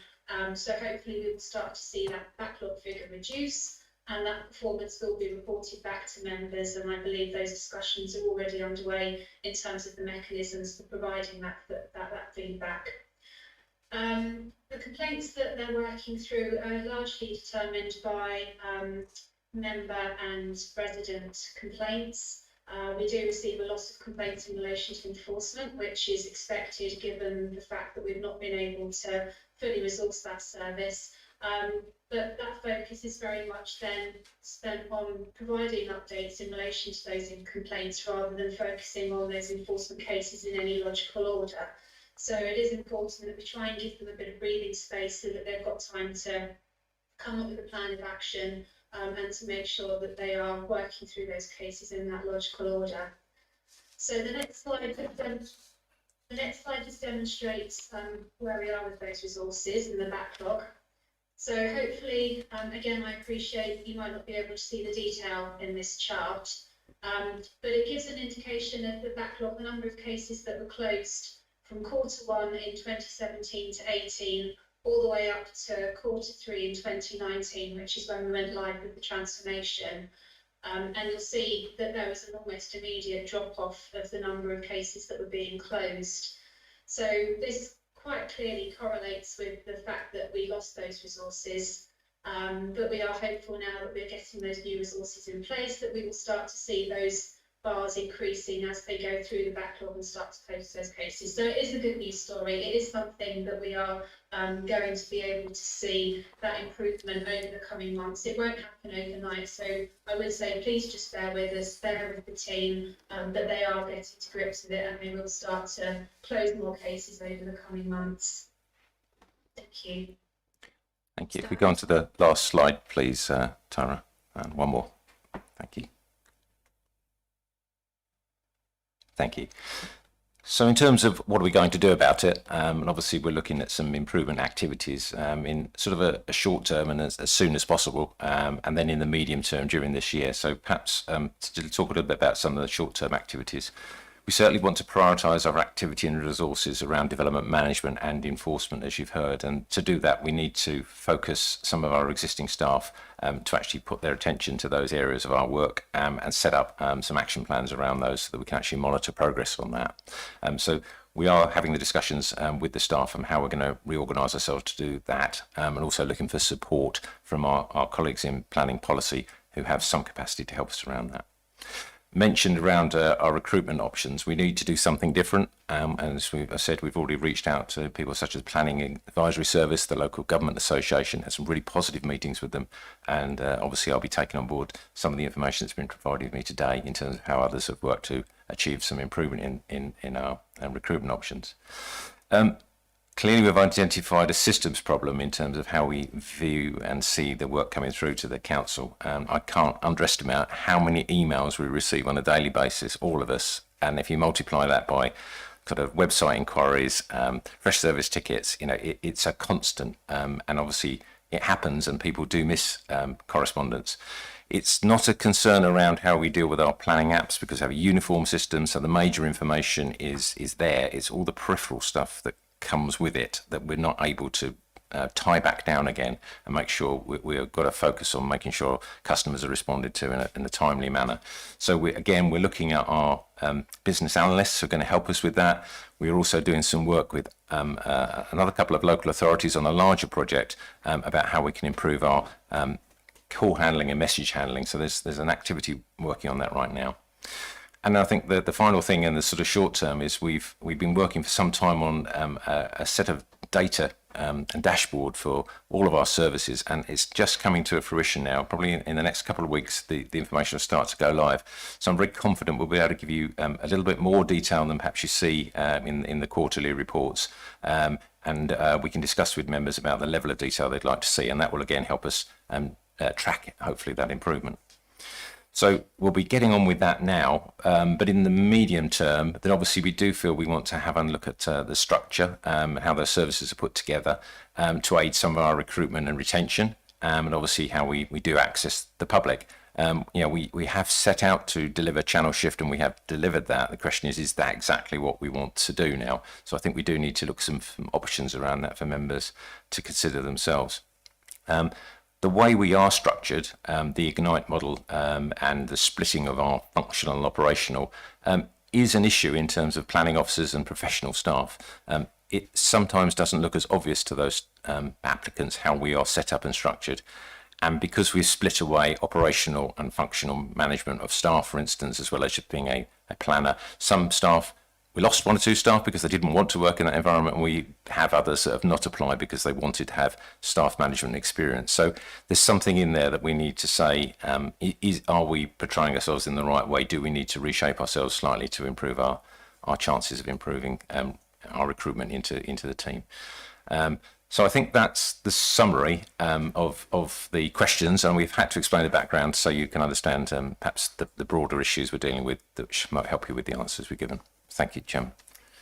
Brilliant. Thank you, Mr. Holmes and officers. I think that was an excellent presentation, explained very fully, actually.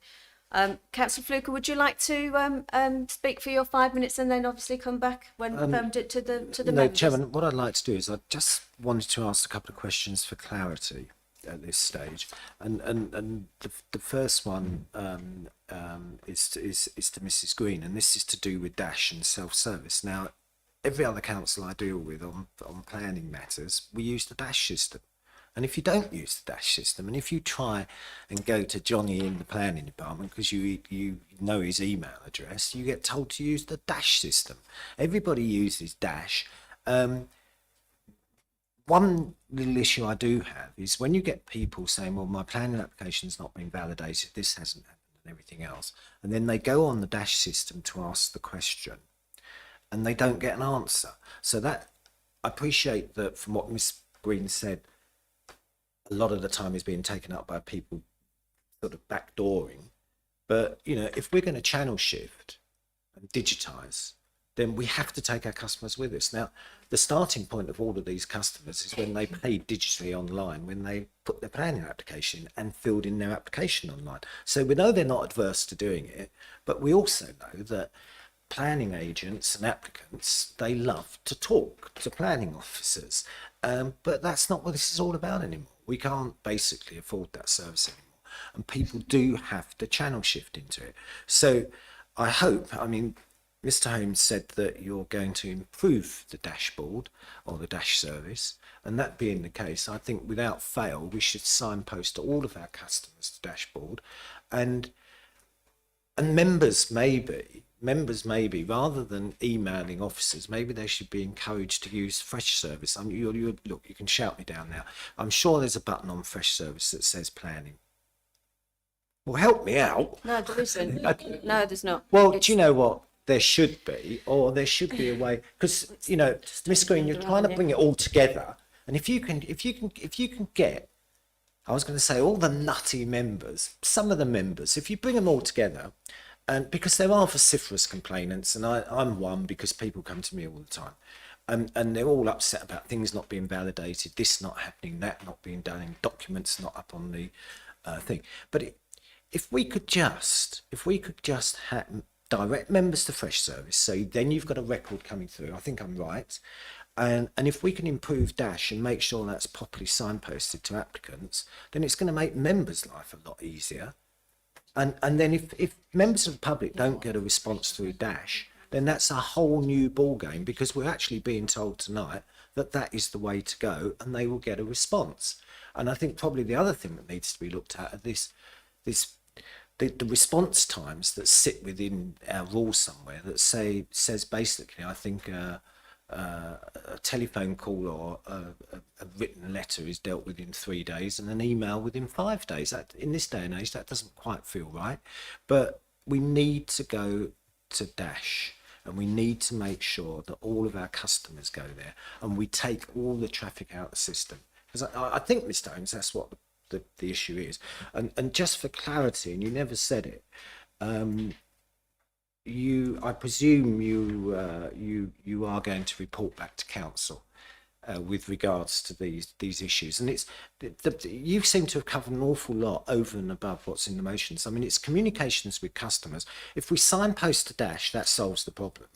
And planning enforcement, what I will say is I agree with Miss Wheatley about what she says about all planning authorities have outstanding enforcement cases. Well, of course they would do, but I haven't found a planning authority locally that has enforcement cases outstanding for more than 2.5 years.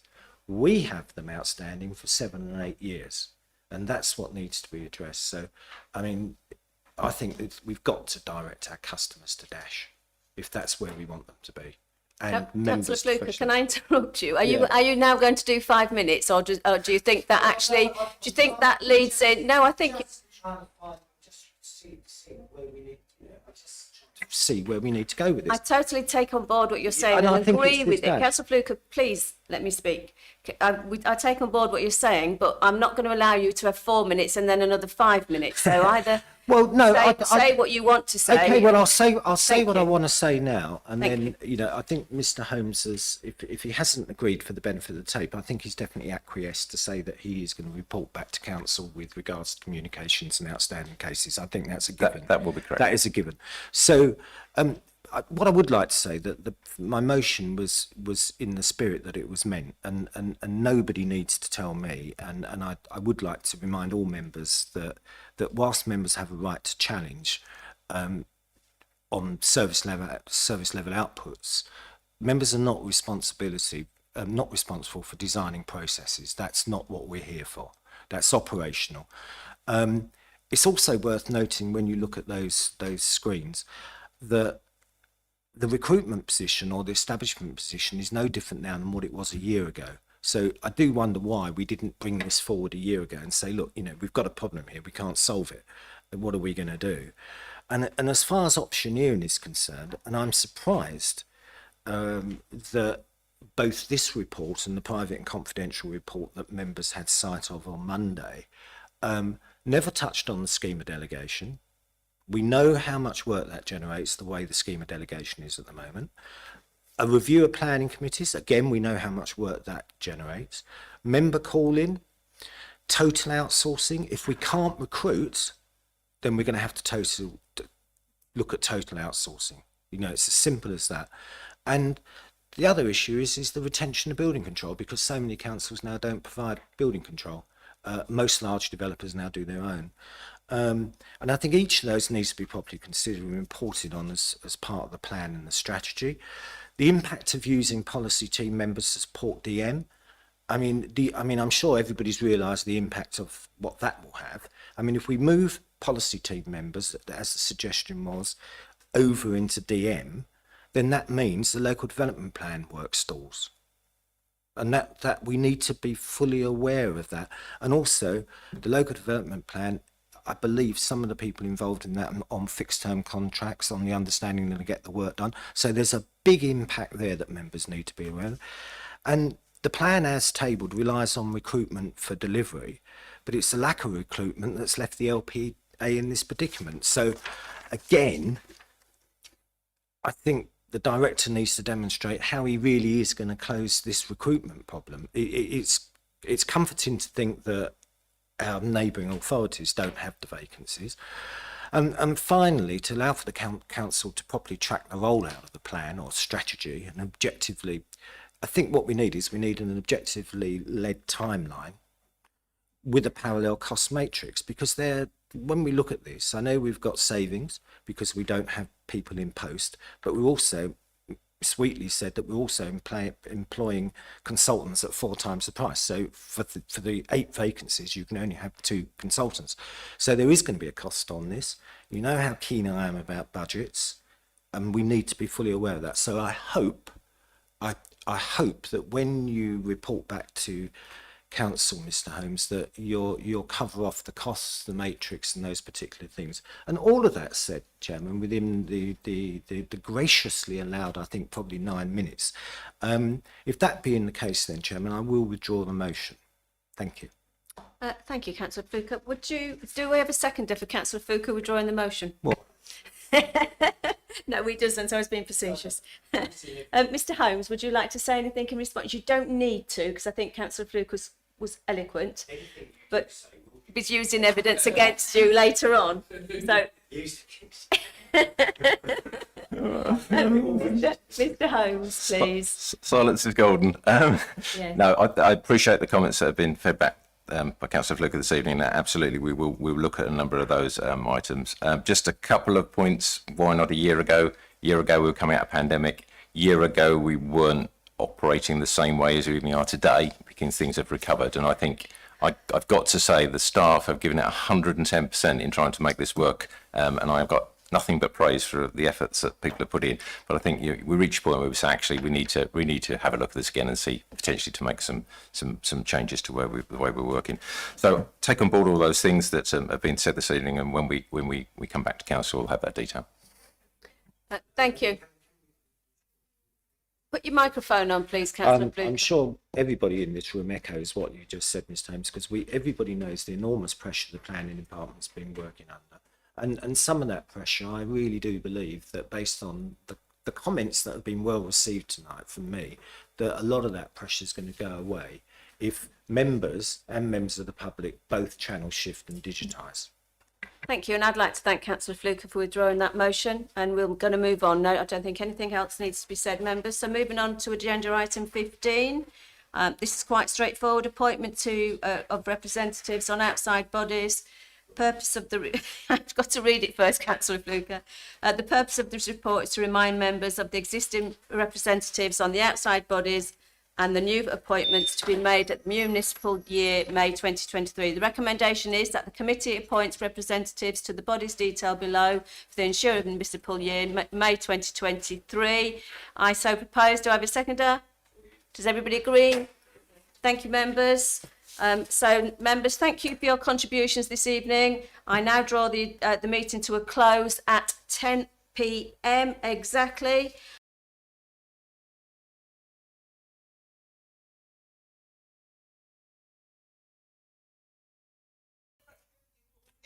What was the current representative? Yeah. Oh, I was getting too excited then. So sorry, members. I thought it was just for noting.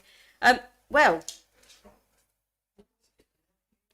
Yes. So members are asked to nominate representatives to serve on the following outside bodies aligned to the Performance, Governance and Audit Committee for the municipal year. We've got the Malden Citizens Advice Bureau Liaison Committee. The current representatives was Councillor Keys, Councillor Fleming and Councillor Stevens. Can I have your nominations?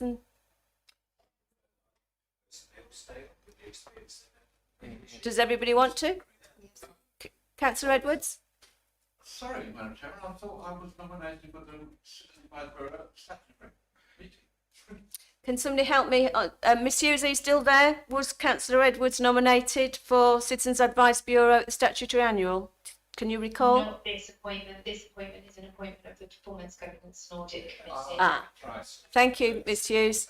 So can we do members, please? Can we do what Councillor Fluke has said and our members agree to sit back on that committee? Are you? It's down to you, members. Okay, the Malden District Museum Liaison Committee, Councillor Stevens and Councillor Stilts. Yes? Agreed? Agreed. Thank you. All right. Yeah, it does make sense. And finally, members, and then I can close the meeting. Parish Clerks Forum, Chairman of PG&A, which is me, and substitute is you. Is that all right? Good. Agreed. Now, thank you, Tara. Can I close the meeting at 10:02?